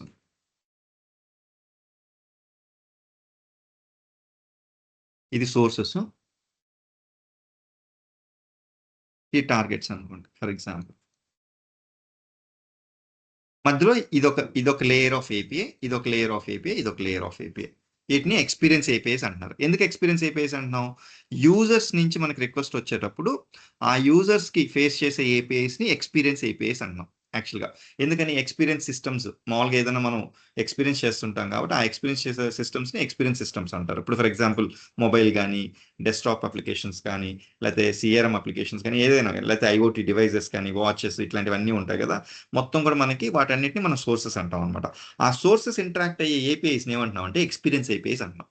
ఈ ఎక్స్పీరియన్స్ ఏపీఐస్ రిక్వెస్ట్ తీసుకొని దాన్ని ఏం చేస్తుంది, అది it will directly bypass it to the process API. ఈ ప్రాసెస్ ఏపీఐలో ఏం జరుగుతుంది అంటే బేసికల్గా ఏదైతే బిజినెస్ లాజిక్ మనం డేటా తీసుకొచ్చిన తర్వాత యాక్చువల్గా కూడా మొత్తం బిజినెస్ లాజిక్ ఏదైతే ఇంప్లిమెంట్ చేయాలో ఆ బిజినెస్ లాజిక్ అంతా కూడా ప్రాసెస్ ఏపీఐస్లో చేస్తాం అనమాట. Okay, when ever there is a business functionality requirement changes and all those will be implemented in the process APIs మొత్తం కూడా. సరే, నాకు ప్రాసెస్ ఏపీఐలో నేను బిజినెస్ లాజిక్ ఇంప్లిమెంట్ చేయాలంటే డేటా కావాలి కదా, ఆ డేటా ఎక్కడి నుంచి వస్తుంది నాకు? ఓకే, ఏవైతే ఎండ్ సిస్టమ్స్ ఉన్నాయో ఆ ఎండ్ సిస్టమ్స్ మళ్ళీ సిస్టమ్ ఏపీఐస్ ఉంటాయి. ఆ సిస్టమ్ ఏపీఐస్ నుంచి డేటా తెచ్చుకుంటున్నాం. ఓకే, సిస్టమ్ ఏపీఐస్ నుంచి డేటా తెచ్చుకొని ప్రాసెస్ ఏపీఐలో ప్రాసెస్ చేసుకొని అది ఫినిష్డ్ ఫార్మాట్లో ఎక్స్పీరియన్స్ ఏపీఐకి పంపిస్తే ఎక్స్పీరియన్స్ ఏపీఐ సోర్సెస్కి పంపిస్తాం. ఇలా జరుగుద్ది. దాన్ని ఎక్స్పీరియన్స్లో ఉంది కాబట్టి దాన్ని ఎక్స్పీరియన్స్ ఏపీఐ అంటున్నాం, because it is facing towards the experience of users. Exactly that's why we're calling it as experience API. Business logic అంతా ఉంటుంది కాబట్టి దాన్ని ప్రాసెస్ ఏపీఐ అంటున్నాం. అండ్ ఈ సిస్టమ్స్కి కనెక్ట్ అవుతున్నాయి కాబట్టి ఈ ఏపీఐస్ని సిస్టమ్ ఏపీఐస్ అంటున్నాం అనమాట. ఓకే, సిస్టమ్ ఏపీఐస్ అంటున్నాం. దీన్ని మనం పర్ఫెక్ట్గా ఒక ప్రాపర్ ఎగ్జాంపుల్ తీసుకొని and then will try to understand that with the help of example. System API. ఇప్పుడు ఫర్ ఎగ్జాంపుల్ ఒక సేల్స్ ఫోర్స్ సిస్టమ్ ఉందండి. ఈ సేల్స్ ఫోర్స్ సిస్టమ్ యాక్చువల్గా కూడా మనకి మల్టిపుల్ ప్లేసెస్లో ఉపయోగపడేదానికి స్కోప్ ఉంటుంది. అందుకని ఏం చేస్తాం, ఈ సేల్స్ ఫోర్స్ సిస్టమ్కి నేను ఒక సిస్టమ్ ఏపీఐ రెడీ చేస్తాను. ఈ సిస్టమ్ ఏపీఐని మల్టిపుల్ ప్లేసెస్లో యూటిలైజ్ చేసుకుంటాను.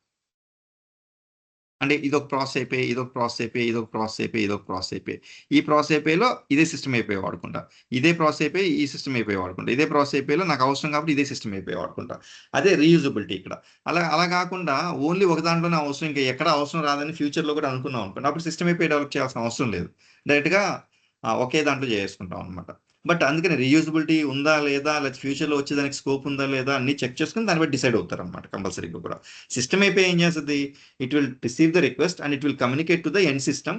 It will get the data or it will send the data to the end system. End system అంటే ఇక్కడ ఏది బేసికల్గా కూడా సేల్స్ ఫోర్స్ ఈ పర్టికులర్ ఎగ్జాంపుల్లో. ఓకే, ఇక్కడ ఏంటి చూడండి, సింపుల్గా consume data from system and pass it to upstream API.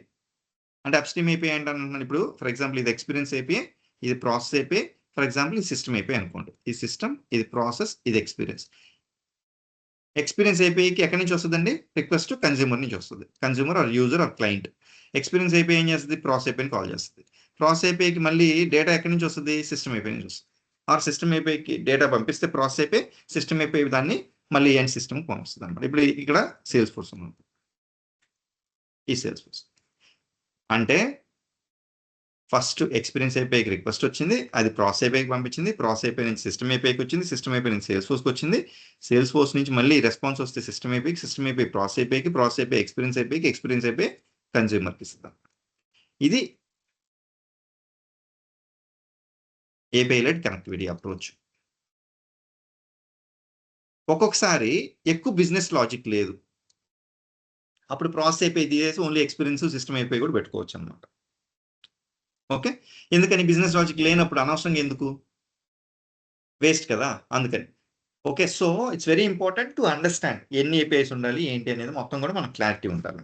Okay, without clarity you should not be doing it. ఇవన్నీ కూడా ఎవరు డిసైడ్ చేస్తారు? యాక్చువల్గా కూడా ఆర్కిటెక్ట్స్ డిసైడ్ చేస్తారు. ఇప్పుడు ఈ ఎక్స్పీరియన్స్ ఏపీకి డౌన్ స్ట్రీమ్ అంటే, డౌన్ స్ట్రీమ్ ఏపీ ఏది ఉంటుంది చెప్పండి? ప్రాసెస్. Process AP. ప్రాసెస్ ఏపీకి డౌన్ స్ట్రీమ్ ఏది? సిస్టమ్. సిస్టమ్కి డౌన్ స్ట్రీమ్ సిస్టమ్ ఏది? Sales force. సిస్టమ్ ఏపీకి అప్ స్ట్రీమ్ ఏపీ ఏది? ప్రాసెస్. ప్రాసెస్. ఈ సిచ్యువేషన్లో ప్రాసెస్కి అప్ స్ట్రీమ్ ఏంటి? Experience. Okay, experience. Down stream up stream అనే టెర్మినాలజీ కూడా వాడుతుంటారు. డౌన్ స్ట్రీమ్ అంటే మన నెక్స్ట్ దానికి ఉండేది డౌన్ స్ట్రీమ్ అంటున్నాం, మనకి ముందున్న దాన్ని అప్ స్ట్రీమ్ అంటున్నాం, అంతే, అంత మించి ఇంకెళ్ళలేదు. ఓకే, ఇలాంటి టెర్మినాలజీ వచ్చినప్పుడు కూడా you have to be careful. Up stream సిస్టమ్కి ఏం పంపిస్తున్నాం, లేకపోతే అప్ స్ట్రీమ్ ఏపీకి ఏం పంపిస్తున్నాము, ఇట్లాంటి టెర్మినాలజీస్ వాడినప్పుడు you have to be aware of it. Yeah, process AP. దానికి లాజిక్ అవసరం లేకుండా ఏమన్నా ఎగ్జాంపుల్ ఉంటుంది ఎలా అంటే? లాజిక్ అవసరం లేనిది ఎలాగా? చెప్తాను, చూపిస్తాను. మనం ఇంకొక 5-10 minutesలో will go for an example. Process అయిపోయి ఇదేం చేస్తుంది? ఒక సిస్టమ్ ఏపీ నుంచి అయినా లేకపోతే మల్టిపుల్ సిస్టమ్ ఏపీఎస్ నుంచి డేటా తెచ్చుకొని లేకపోతే డేటా పంపించి మొత్తం అక్కడ చేయాల్సిన లాజిక్ అంతా చేసి and then will try to send it to the end system. End system or upstream API experience అయిపోయింది అనమాట. ఓకే, ఇక్కడ consume data from system APIs and shape data as per the requirement. ఇది process API. Business logic అంతా కూడా ఈ particular process ఏపీఐలో ఎక్కువ ఉంటుంది అనమాట. సిస్టమ్ ఏపీఐలో ఎక్స్పీరియన్స్ ఏపీఐలో తక్కువ వర్క్ ఉంటుంది, ప్రాసెస్ ఏపీఐలో ఎక్కువ వర్క్ ఉంటుంది. That's what I mean to say. And experience అయిపోయి ఇక్కడ ఏం చేస్తాము? ప్రాసెస్ అయిపోయి నుంచి వచ్చిన రెస్పాన్స్ని ఇప్పుడు ఫర్ ఎగ్జాంపుల్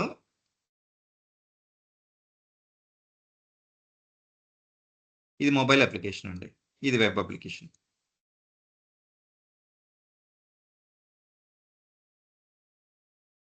దీనికి ఒక ఎక్స్పీరియన్స్ అయిపోయి ఉంటుంది, దీనికి ఒక ఎక్స్పీరియన్స్ అయిపోయి ఉంటుంది. అంటే ఇది ఒక ఎక్స్పీరియన్స్ సిస్టమ్ కాబట్టి అందుకని ఒక ఎక్స్పీరియన్స్ అయిపోయి, ఇది ఒక ఎక్స్పీరియన్స్ సిస్టమ్ కాబట్టి దీనికి ఒక ఎక్స్పీరియన్స్ అయిపోయి. నేను రెండింటికి కలిపి ఒకే ప్రాసెస్ అయిపోయి వాడుకుంటా. ఓకే, రీయూజబిలిటీ వచ్చింది. ఇప్పుడు ఇక్కడ ఎండ్ సిస్టమ్స్ 2 ఉన్నాయి, ఇది సేల్స్ ఫోర్స్, ఇంకోటి వచ్చి డేటాబేస్ అనుకుంది. ఓకే, ఇప్పుడు దీనికి ఒక సిస్టమ్ అయిపోయి, దీనికి ఒక సిస్టమ్ అయిపోయి. ఓకే, ఈ ప్రాసెస్ అయిపోయి నుంచి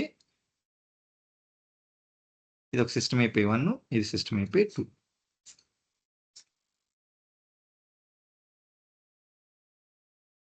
ఇప్పుడు చూడండి, మొబైల్ అప్లికేషన్కి ఏమో తక్కువ డేటా కావాలి. ఫర్ ఎగ్జాంపుల్ వెబ్ అప్లికేషన్కి ఏమో కొంచెం ఎక్కువ డేటా కావాలి.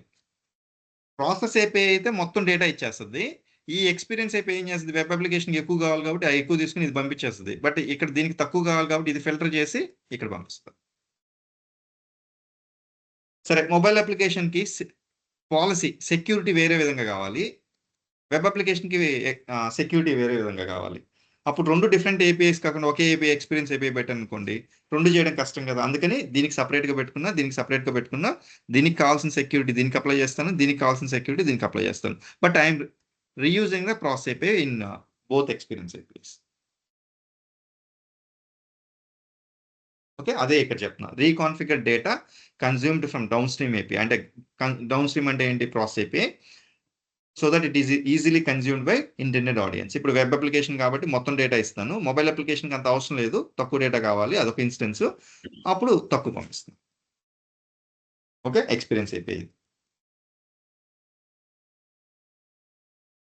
ఇప్పుడు ఫస్ట్‌లో మోనోలిథిక్ అప్లికేషన్‌లో ఎలా ఉండేదంటే, ఇలా ఉండేదండి. ఆర్డర్ స్టేటస్, ఆర్డర్ హిస్టరీ మొత్తం అన్నీ ఒకే దగ్గర ఉండేవి. యాక్చువల్‌గా వెబ్ అప్లికేషన్ ఏపీఐ రెడీ చేశారు. రెడీ చేసిన తర్వాత అది వెబ్ అప్లికేషన్ అంటే, ఆ వెబ్ అప్లికేషన్ సంబంధించిన ఏపీఐ మొత్తం అన్నీ ఒకే దగ్గర ఉన్నాయి. ఎగ్జాక్ట్‌లీ. ఇప్పుడు కొత్తగా ఆ బిజినెస్ వాళ్ళు మొబైల్ అప్లికేషన్ ఇంప్లిమెంట్ చేద్దాం అనుకున్నారు. ఇప్పుడు దీంట్లో రీయూజ్ చేయాలంటే రీయూజ్ చేయలేరు వాళ్ళు. ఎందుకని? It is totally towards web development exactly. Okay. Web application కన్వీనియంట్‌గా ఉండే విధంగా ఉంది కానీ, మొబైల్ అప్లికేషన్ కన్వీనియంట్‌గా ఉండే విధంగా లేదు కాబట్టి, ఇప్పుడు ఖచ్చితంగా మొబైల్ అప్లికేషన్ డెవలప్ చేయాలంటే ఏం చేయాలి? మళ్ళీ ఫ్రెష్‌గా మొత్తం ఓవరాల్‌గా అన్నీ స్టార్ట్ చేయాలన్నమాట. ఇప్పుడు మళ్ళీ ఇంకొక ఐఓటీ డివైస్ సంబంధించింది ఏదైనా చేయాలి. అప్పుడు మళ్ళీ మొత్తం టోటల్ డెవలప్‌మెంట్ చేయాలి. ఎక్కడైనా రీయూజబిలిటీ వస్తుందా ఇక్కడ? లేదు. ఎగ్జాక్ట్‌లీ. ఇప్పుడు అదే డెవలప్‌మెంట్ నేను ఇలా రీయూజబిలిటీ ఉండే విధంగా చేసుకున్నాననుకోండి. ఓకే. ఇక్కడ చూడండి. దానికి బ్రేక్ చేశా. ఇక్కడ ఆర్డర్ హిస్టరీది, ఈ నెక్స్ట్ ఆర్డర్ స్టేటస్‌ది ఇవన్నీ బ్రేక్ చేసి షిప్‌మెంట్‌వి ఇవన్నీ ప్రాపర్‌గా బ్రేక్ చేస్తే చూడండి. ఇప్పుడు ఇక్కడ ఎస్ఏపీ సిస్టము, సేల్స్‌ఫోర్స్ సిస్టమ్ ఇలాంటివన్నీ సిస్టమ్స్ ఉన్నాయి. ఒక్కొక్క సిస్టమ్‌కి ఒక్కొక్క సిస్టమ్ ఏపీఐ చేశాను. అండ్ ఇక్కడ చూడండి ఈ టోల్‌కి ఒక సిస్టమ్ ఏపీఐ మీరు అబ్జర్వ్ చేస్తే. తర్వాత షిప్‌మెంట్స్‌కి ఒక సిస్టమ్ ఏపీఐ. ఎస్ఏపీ కస్టమర్స్‌కి అంతా ఎస్ఏపీ సిస్టమ్‌కి ఒక సిస్టమ్ ఏపీఐ. సేల్స్‌ఫోర్స్‌కి అంతా ఒక సిస్టమ్ ఏపీఐ. ఈ మూడిటికి కలిపి ఒక సిస్టమ్ ఏపీఐ చేశాను. ఇక్కడ చూస్తే. మీరు అబ్జర్వ్ చేస్తే. ఇక్కడ 3 సిస్టమ్స్ ఉన్నాయి. ఏదో డిఫరెంట్ సిస్టమ్స్. మూడిటికి కలిపి ఒకటి చేశాను. అంటే ఆ మూడిటికి సెపరేట్‌గా ఉండాల్సిన అవసరమే లేదు. మూడిటికి సెపరేట్‌గా ఉండొచ్చు. లేకపోతే ఇలా కూడా కలిపి కూడా ఒకేసారి ఒకే సిస్టమ్ అయిపోయి ఉండొచ్చు అని చెప్పి ఇండికేషన్‌కి ఇక్కడేమో ఇండివిడ్యువల్‌గా ఉన్నాయి. ఇక్కడేమో ఒక 3 సిస్టమ్స్ కలిపి ఒకటే ఉంది. అలా కూడా సిట్యుయేషన్స్ ఉంటాయి. బికాజ్ అలాంటి సిట్యుయేషన్స్ ఎప్పుడొస్తాయి? ఈ 3 సిస్టమ్స్ చాలా రేర్‌గా వాడుతున్నాము. మరీ టూ మచ్‌గా ఒక్కొక్క దానికి ఒక్కోటి ఎందుకు మెమరీ వేస్టేజ్ అని అనుకున్నాం. అందుకని 3 కలిపి ఒకే దాంట్లో చేసాం. ఓకే. అప్పుడు రిక్వెస్ట్ వచ్చినప్పుడు దానికి డైరెక్ట్ చేస్తాం. No problem. Exactly. It depends on the requirement. సరే ఇక్కడ చూడండి. సిస్టమ్ ఏపీఐ దానికి డెవలప్ చేసి ఓకే. తర్వాత ప్రాసెస్ ఏపీఐస్. మనకి ఏ బిజినెస్ ఫంక్షనాలిటీకి అయితే ప్రాసెస్ ఏపీఐ అవసరం ఆ ప్రాసెస్ ఏపీఐకి మనం చేసుకొని ఆ తర్వాత మళ్ళీ ఎక్స్‌పీరియన్స్ ఏపీఐస్. ఫర్ ఎగ్జాంపుల్ ఇక్కడ ఈ ఎగ్జాంపుల్‌లో కామర్స్ ఎగ్జాంపుల్ తీసుకుంటే ఇది ఒక మొబైల్ అప్లికేషన్, ఇది ఒక వెబ్ అప్లికేషన్ అంటే చూడండి. ఫస్ట్ నేను ఒక ఆర్డర్ హిస్టరీ చెక్ చేయాలనుకుంటున్నాను యాక్చువల్‌గా. ఇప్పుడు ఈ ఆర్డర్ హిస్టరీ చెక్ చేయాలనుకుంటే నేను ఒక ఫ్లిప్‌కార్ట్‌లోనో, అమెజాన్‌లోనో ఒక 6 మంత్స్ నుంచి ఆర్డర్స్ చేస్తున్నాను. ఇప్పుడు ఒక 6 మంత్స్ ఆర్డర్ హిస్టరీ చెక్ చేయాలి. ఈ 6 మంత్స్ ఆర్డర్ హిస్టరీ చెక్ చేయాలనుకున్నప్పుడు నేను వెబ్‌సైట్‌లోకెళ్ళి ఈ వెబ్‌సైట్‌లో ఆర్డర్ హిస్టరీ అని నేను బటన్ క్లిక్ చేయంగానే ఫస్ట్ ఆ రిక్వెస్ట్ ఎక్కడికొస్తది? వెబ్ అప్లికేషన్ సంబంధించిన ఎక్స్‌పీరియన్స్ ఏపీఐకి వచ్చింది రిక్వెస్ట్. ఈ వెబ్ అప్లికేషన్‌కి సంబంధించిన ఎక్స్‌పీరియన్స్ ఏపీఐకి రిక్వెస్ట్ వస్తే చూడండి ఎక్స్‌పీరియన్స్ లేయర్‌లో ఉంది కాబట్టి వస్తే ఇదేం చేస్తుంది? దీని దగ్గర డేటా ఉండదు కదా! యాక్చువల్‌గా కూడా. ఓకే. ఈ వెబ్ ఎక్స్‌పీరియన్స్ ఏపీఐ నుంచి ఫస్ట్ ఆర్డర్ హిస్టరీ చెక్ చేయాలనుకుంటున్నాను కాబట్టి ఆర్డర్ హిస్టరీకి సంబంధించిన ప్రాసెస్ ఏపీఐకెళ్ళింది రిక్వెస్ట్. ఓకే. ఆర్డర్ హిస్టరీకి సంబంధించిన రిక్వెస్ట్‌కెళ్ళింది. ఇప్పుడు ఆర్డర్ హిస్టరీకి సంబంధించిన ప్రాసెస్ ఏపీఐకెళ్తే ఈ ప్రాసెస్ ఏపీఐ దగ్గర డేటా అంతా ఉందా? లేదు. లేనప్పుడు ఏం చేస్తాడు? యాక్చువల్‌గా కూడా ఈ పర్టిక్యులర్ కస్టమర్ సంబంధించిన కస్టమర్ ఇంకో ప్రాసెస్ ఏపీఐని కన్జ్యూమ్ చేసుకొని, ఆ కస్టమర్స్ ఎస్ఏపీ సిస్టమ్‌లో ఉండొచ్చు, లేదా సేల్స్‌ఫోర్స్ సిస్టమ్‌లో ఉండొచ్చు. చెక్ చేసుకొని యాక్చువల్‌గా కూడా ఇక్కడ నుంచి ఇప్పుడు చూడండి ఈ కస్టమర్స్ అనే ప్రాసెస్ ఏపీఐ ఏం చేస్తుంది మళ్ళీ ఇంకొక 2 సిస్టమ్ ఏపీఐస్‌కి ఎస్ఏపీ సిస్టమ్ ఏపీఐకి ఆర్ సేల్స్‌ఫోర్స్ కస్టమర్ సిస్టమ్ ఏపీఐకి పంపించి ఇక్కడ డేటా తెచ్చుకొని డేటా పెట్టుకుంది. ఈ డేటా ఇది చేసి ప్రాసెస్ చేసి again it send to the order history API. ఈ లోపల ఇది ఆర్డర్స్ డేటా ఇంకొక సిస్టమ్స్‌లో ఉన్నాయి కాబట్టి అక్కడి నుంచి ఆర్డర్స్ డేటా తెచ్చుకొని మళ్ళీ ఇది కూడా ఇక్కడికి పెట్టింది. అప్పుడు ఈ 2 డేటాస్ యుటిలైజ్ చేసుకొని ఇక్కడ ఇదంతా ప్రాసెస్ చేసి then it will send the response to the web application API and web application API experience API ఏం చేస్తది? వెబ్ అప్లికేషన్‌కి పంపిస్తుంది. ఇలా ఎళ్ళింది. ఇప్పుడు సేమ్ రిక్వెస్ట్ మొబైల్ అప్లికేషన్‌లో నుంచి వచ్చిందనుకోండి. ఆర్డర్ హిస్టరీ గురించి. ఫస్ట్ మొబైల్ అప్లికేషన్ ఎక్స్‌పీరియన్స్ ఏపీఐకి వచ్చింది. I am using the same process API. Order history process API. మళ్ళీ సేమ్ ప్రాసెస్. ఇక్కడ కస్టమర్స్‌కి ఇదేమో ఆర్డర్స్‌కి ఈ ఎస్ఏపీ మళ్ళీ సిస్టమ్ ఇది సిస్టమ్ అంటే ఫస్ట్ వెబ్ అప్లికేషన్ ఉండింది. ఇప్పుడు వాళ్ళు కొత్తగా మొబైల్ అప్లికేషన్ చేయాలనుకున్నారు. ఒక్క ఎక్స్‌పీరియన్స్ ఏపీఐ చేస్తే సరిపోయింది. కొరవైనన్ని రీయూజ్ చేసుకోగలిగాను నేను. అదే ముందు ఆర్కిటెక్చర్‌లో మాత్రం రీయూజ్ చేసుకోలేకపోయా. కంపల్సరీ టెక్నాలజీ వైస్ డిపెండెన్సీ గాని ఇవన్నీ చూసుకుంటే అక్కడ మొత్తం కంప్లీట్ ఫ్రెష్ డెవలప్‌మెంట్ చేయాల్సి వచ్చిందనమాట. బట్ ఇక్కడ మాత్రం నేను రీయూజ్ చేసుకునేదానికి ప్రాసెస్ అయిపోయి సిస్టమ్ అయిపోయి అన్ని రీయూజ్ చేసుకున్నా, ఓన్లీ ఎక్స్పీరియన్స్ అయిపోయినాయి ఒక్కటే సపరేట్ చేశా.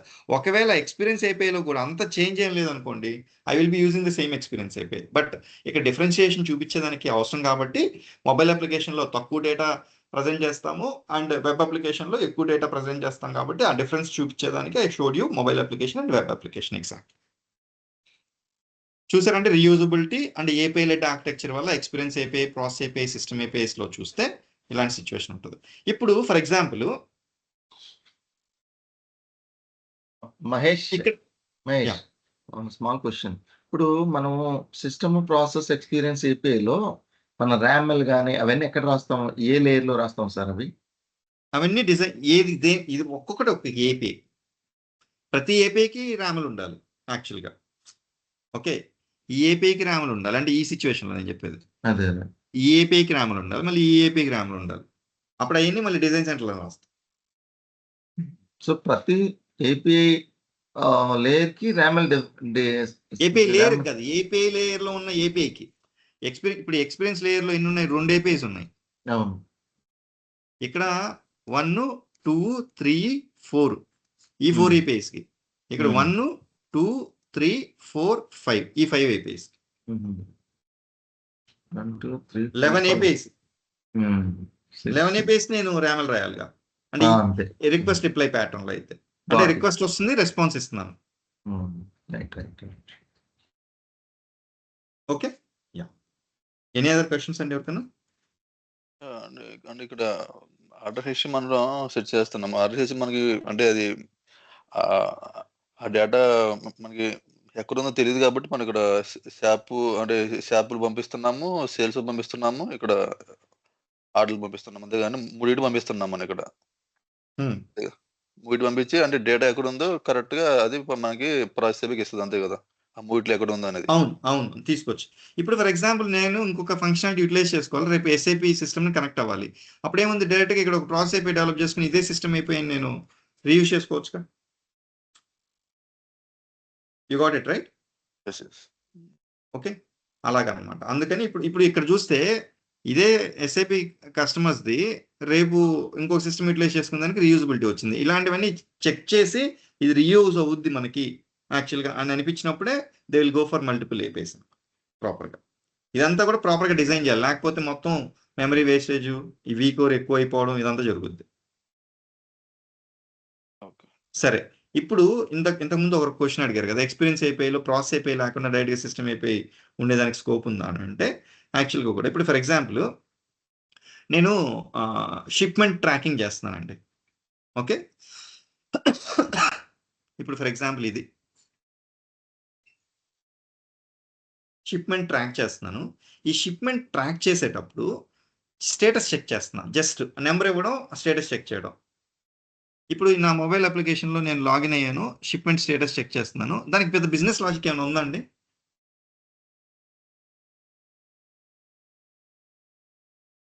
లేదండి. అప్పుడు ఏం చేయొచ్చు, డైరెక్ట్ గా ఇక్కడ ఇస్తే ఇక్కడికి వెళ్ళేసి తీసుకొని ఇక్కడే ఇది ఇచ్చిన రెస్పాన్స్ పెద్ద చేంజ్ లేదనుకోండి, అదే రెస్పాన్స్ ఇక్కడ ఇచ్చేస్తే ఇది సరిపోద్దా నాకు చూడండి ఒకసారి.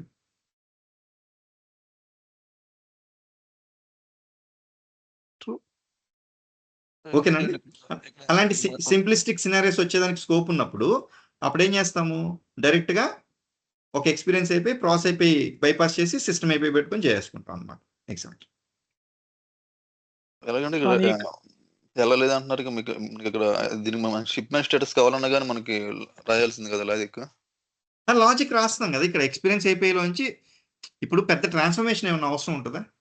ఇది ఇప్పుడు ఫర్ ఎగ్జాంపుల్ షిప్మెంట్ స్టేటస్ అని ఒక నెంబర్ ఇచ్చాడండి, ఆ నెంబర్ వచ్చింది, నెంబర్ చెక్ చేసి వెదర్ ఇట్ డెలివరీలో ఉందా లేకపోతే ఎక్కడ ఉంది లేకపోతే ఎప్పుడు రావచ్చు అని చెప్పి సింపుల్ డేటా, ఆ డేటా ఆల్రెడీ ఇది మనకు కావాల్సిన ఫార్మాట్లో ఇచ్చేస్తుంది ఈ సిస్టమ్.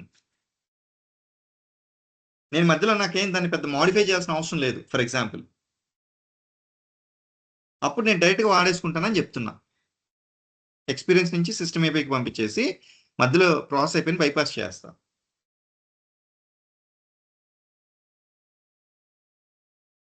ఓకేనా అండి? ఇలాంటి సిచ్యువేషన్స్ కూడా ఉంటాయి.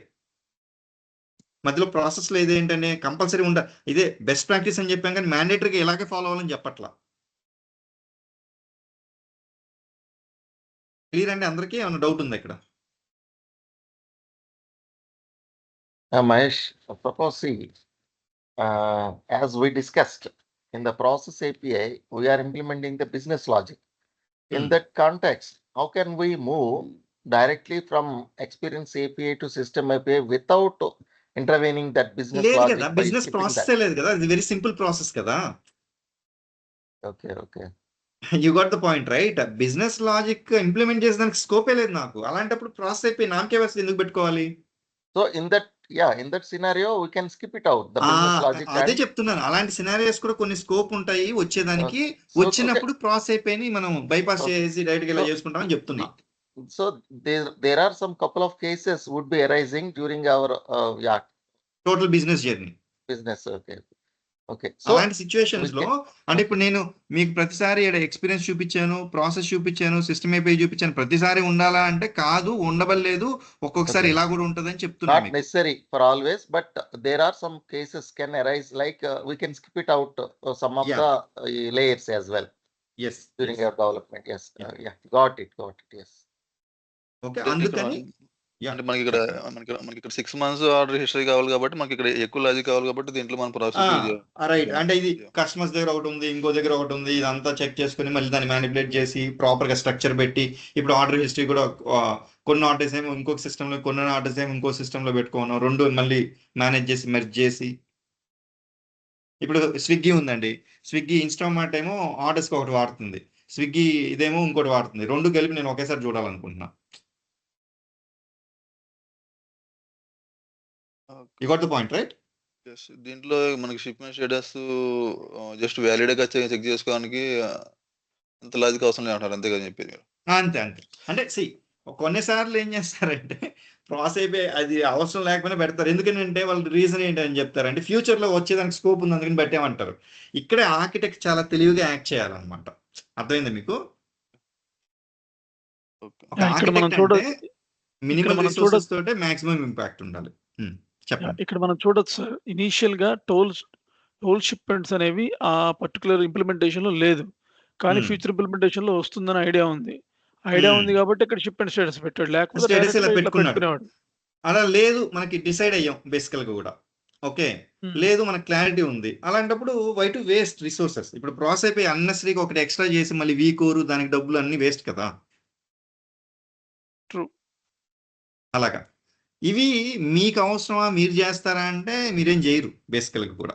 ఓకే, ఓన్లీ థింగ్ ఏంటంటే ఈ అండర్స్టాండింగ్, వాళ్ళు మాట్లాడుకునేటప్పుడు ఇది ఎందుకు చేశారు, ఇది ఎలా చేశారు అని చెప్పి మన అండర్స్టాండింగ్ కోసము, ప్లస్ ఇంటర్వ్యూ పాయింట్ ఆఫ్ వ్యూలో వాళ్ళు మిమ్మల్ని ఏదైనా క్వశ్చన్ అడిగినప్పుడు ఓకే మనకి ఆ నాలెడ్జ్ ఉంది, ఎక్స్పీరియన్స్ అయిపోయి ఎందుకు వాడుతున్నాం, ప్రాసెస్ అయిపోయి ఎందుకు వాడుతున్నాం, సిస్టమ్ అయిపోయి ఎందుకు వాడుతున్నాం, అన్ని కేసెస్లో కంపల్సరీ ప్రాసెస్ అయిపోయి ఉండాలా, అన్ని కేసెస్లో కంపల్సరీ సిస్టమ్ అయిపోయి ఉండాలా, లేకపోతే ఏంటి ఓవరాల్గా అని ఒక డిస్కషన్ కోసం we have done.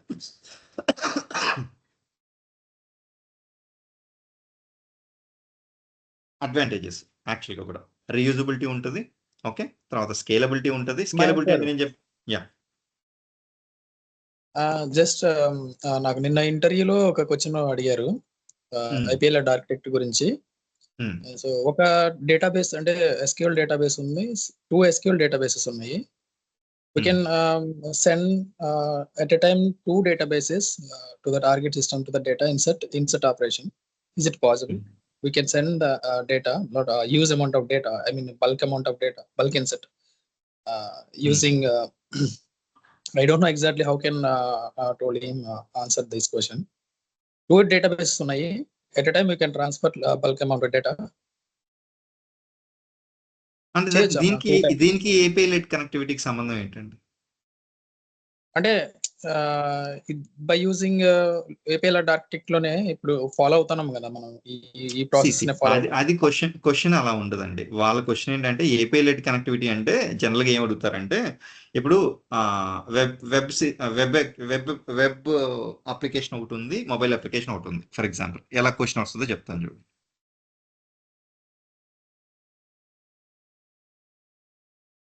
ఓకే, 2 డేటాబేస్లు ఉన్నాయి బ్యాక్గ్రౌండ్లో. ఓకే, ఇప్పుడు మీరు ఎన్ని ఏపీఐస్ మినిమం డెవలప్ చేస్తారు ఈ సిచ్యువేషన్కి అని అడుగుతారు. ఓకే ఓకే, ఇప్పుడు వెబ్ అప్లికేషన్ ఒక ఎక్స్పీరియన్స్కి అయిపోయి కంపల్సరీ అవసరం నాకు, because this is one experience system, this is one experience system, అంతేనా? ఎస్ అంటే 2 ఏపీఐసా ఇక్కడ ఈ లేయర్లో? Yep. ఓకే. అండ్ ఎక్స్పీరియన్స్ లేయర్లో 2. 2 బిజినెస్ ఫంక్షనాలిటీ సేమ్ అనుకోండి, దీనికి బిజినెస్ ఫంక్షనాలిటీ సేమ్, దీనికి business functionality. Can I use the same process API? 1. Yes we can. 2 systems కాబట్టి 2 సిస్టమ్ ఏపీఐసా? ఇప్పుడు ఎన్ని ఏపీఐస్ వచ్చినాయి ఓవరాల్గా? 5. 5. ఇప్పుడు ఇది అడుగుతారు ఎన్ని ఏపీఐస్ చేస్తారని, ఏది ఏపీఐ లెడ్లో వచ్చేటప్పటికి.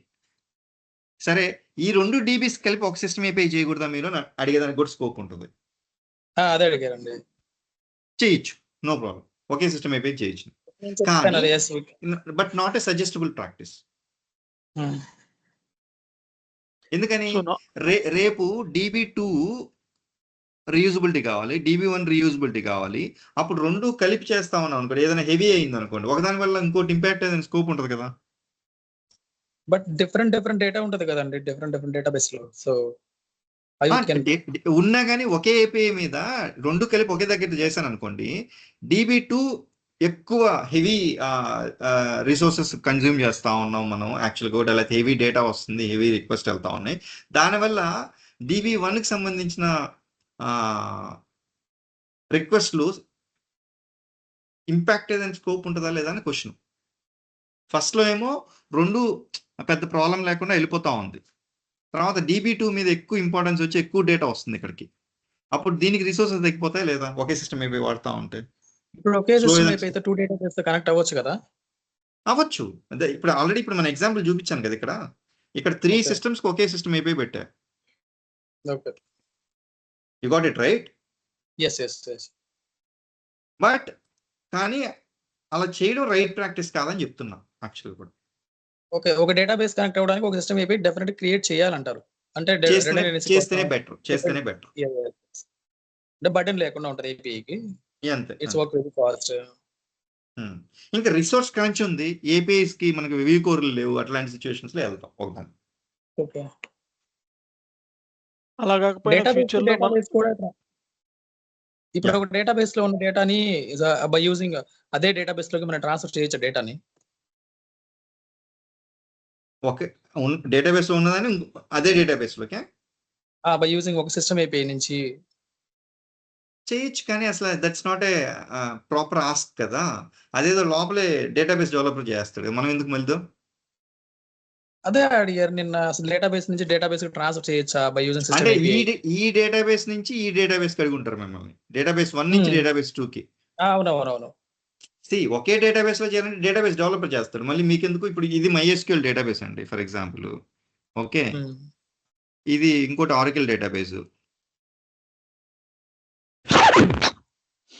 అప్పుడంటే చేయొచ్చు, బట్ ఒకే డేటాబేస్ అంటే ఇప్పుడు SQL టు అయినా కూడా చేస్తాం. ఏం MySQL ఇప్పుడు డేటా స్ట్రక్చర్ డిఫరెన్స్ ఉండేదానికి స్కోప్ లేదా ఏంటి? Okay. MySQL 1 database, MySQL 2 database, అక్కడేమో కస్టమర్స్ అని ఉంది, ఇక్కడేమో క్లయింట్స్ అని ఉంది, ఆ టేబుల్ స్ట్రక్చర్ వేరు ఉంది, ఇక్కడ టేబుల్ స్ట్రక్చర్ వేరు ఉంది, ఇక్కడ కాలమ్స్ వేరు ఉన్నాయి, అక్కడ కాలమ్స్ వేరు ఉన్నాయి, ఏం అప్పుడు ట్రాన్స్ఫర్ చేయాల్సిన అవసరం ఉంటుంది కదా గ్యారంటీగా. అవునవును. Okay Mahesh garu, okay, thank you. Okay, ఈ అడ్వాంటేజెస్ ఏంటంటే ఇంకొకరు క్వశ్చన్ అడగబోతున్నారండి. I stop them. Please tell me. Okay, no problem. సరే, రీయూజబిలిటీ ఆబ్వియస్లీ చూసాం కదా, తర్వాత స్కేలబిలిటీ కూడా, నీకు ఏ సర్వీస్కి స్కేలబిలిటీ అవసరం దాని వరకు స్కేల్ చేసుకోవచ్చు. Time to market is faster in the long run. ఇనిషియల్గా కొంచెం టైం పట్టుద్ది, ఎక్కువ నెంబర్ ఆఫ్ ఏపీఐస్ డెవలప్ చేస్తున్నాం కాబట్టి సింపుల్ ప్రాసెస్ కూడా, బట్ లాంగ్ రన్లో ఎప్పుడు కూడా ఆర్గనైజేషన్స్ ఎంటర్ప్రైజెస్ అన్ని కూడా 3 to 5 years అట్లా లాంగ్ టర్మ్ ప్లాన్లో చూసుకుంటే టైం టు మార్కెట్ అంటే ఏదైనా ఒక కొత్త ఫీచర్ తీసుకురావాలి, ఇమీడియట్గా ఈజీగా మార్కెట్లోకి వెళ్ళిపోవచ్చు. ఆ తర్వాత మనం బ్రేక్ చేస్తున్నాం కాబట్టి మేనేజ్ చేసుకోవడం ఈజీ అవుతుంది.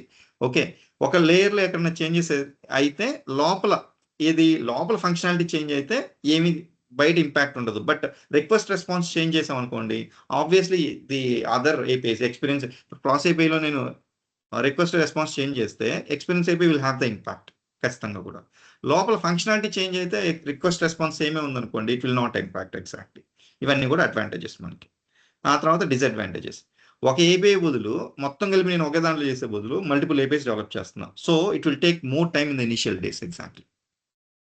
అండ్ ఒక ఏపీఐ బదులు మోర్ ఏపీఐస్ డెవలప్ చేస్తున్నాం కాబట్టి వీకోర్ కూడా ఎక్కువ అవుద్ది. వీకోర్ ఎక్కువ అయితే కాస్ట్ ఎగ్జాక్ట్లీ. అది ఈ మైక్రో సర్వీసెస్ ఆర్కిటెక్చరు మనం ఏపీఐ లెడ్ అప్రోచ్ ద్వారా MuleSoft లో ఇంప్లిమెంట్ చేస్తాం. ఇప్పుడు కూడా మీరు అబ్జర్వ్ చేస్తే ఏపీఐ లెడ్ అప్రోచ్లో ఏం చేసాం, we broke a bigger process into multiple small processes. యాక్చువల్గా ఆ multiple small process multiple APIs, experience API, process API, system API. దాన్ని microservices architecture. Implementation of microservices architecture in MuleSoft దేని ద్వారా చేస్తున్నామండి, API led connectivity ద్వారా చేస్తున్నాం exactly. అంతే కదా. చూడు ఇక్కడ ఇదంతా కలిపి నేను ఒక ఏపీఐ, ఇప్పుడు ఈ ఆర్డర్ హిస్టరీ మొత్తానికి కలిపి ఒక ఏపీఐ చేయలేనా ఏంటి?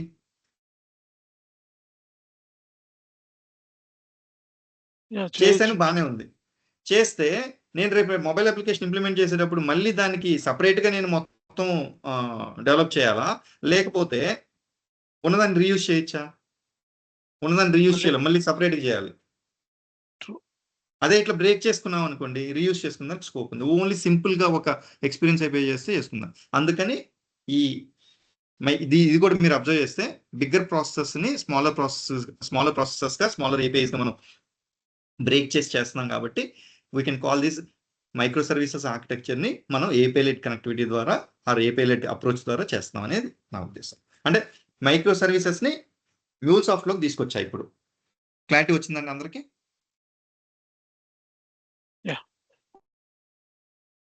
యా, ఎనీ క్వశ్చన్స్ అండి?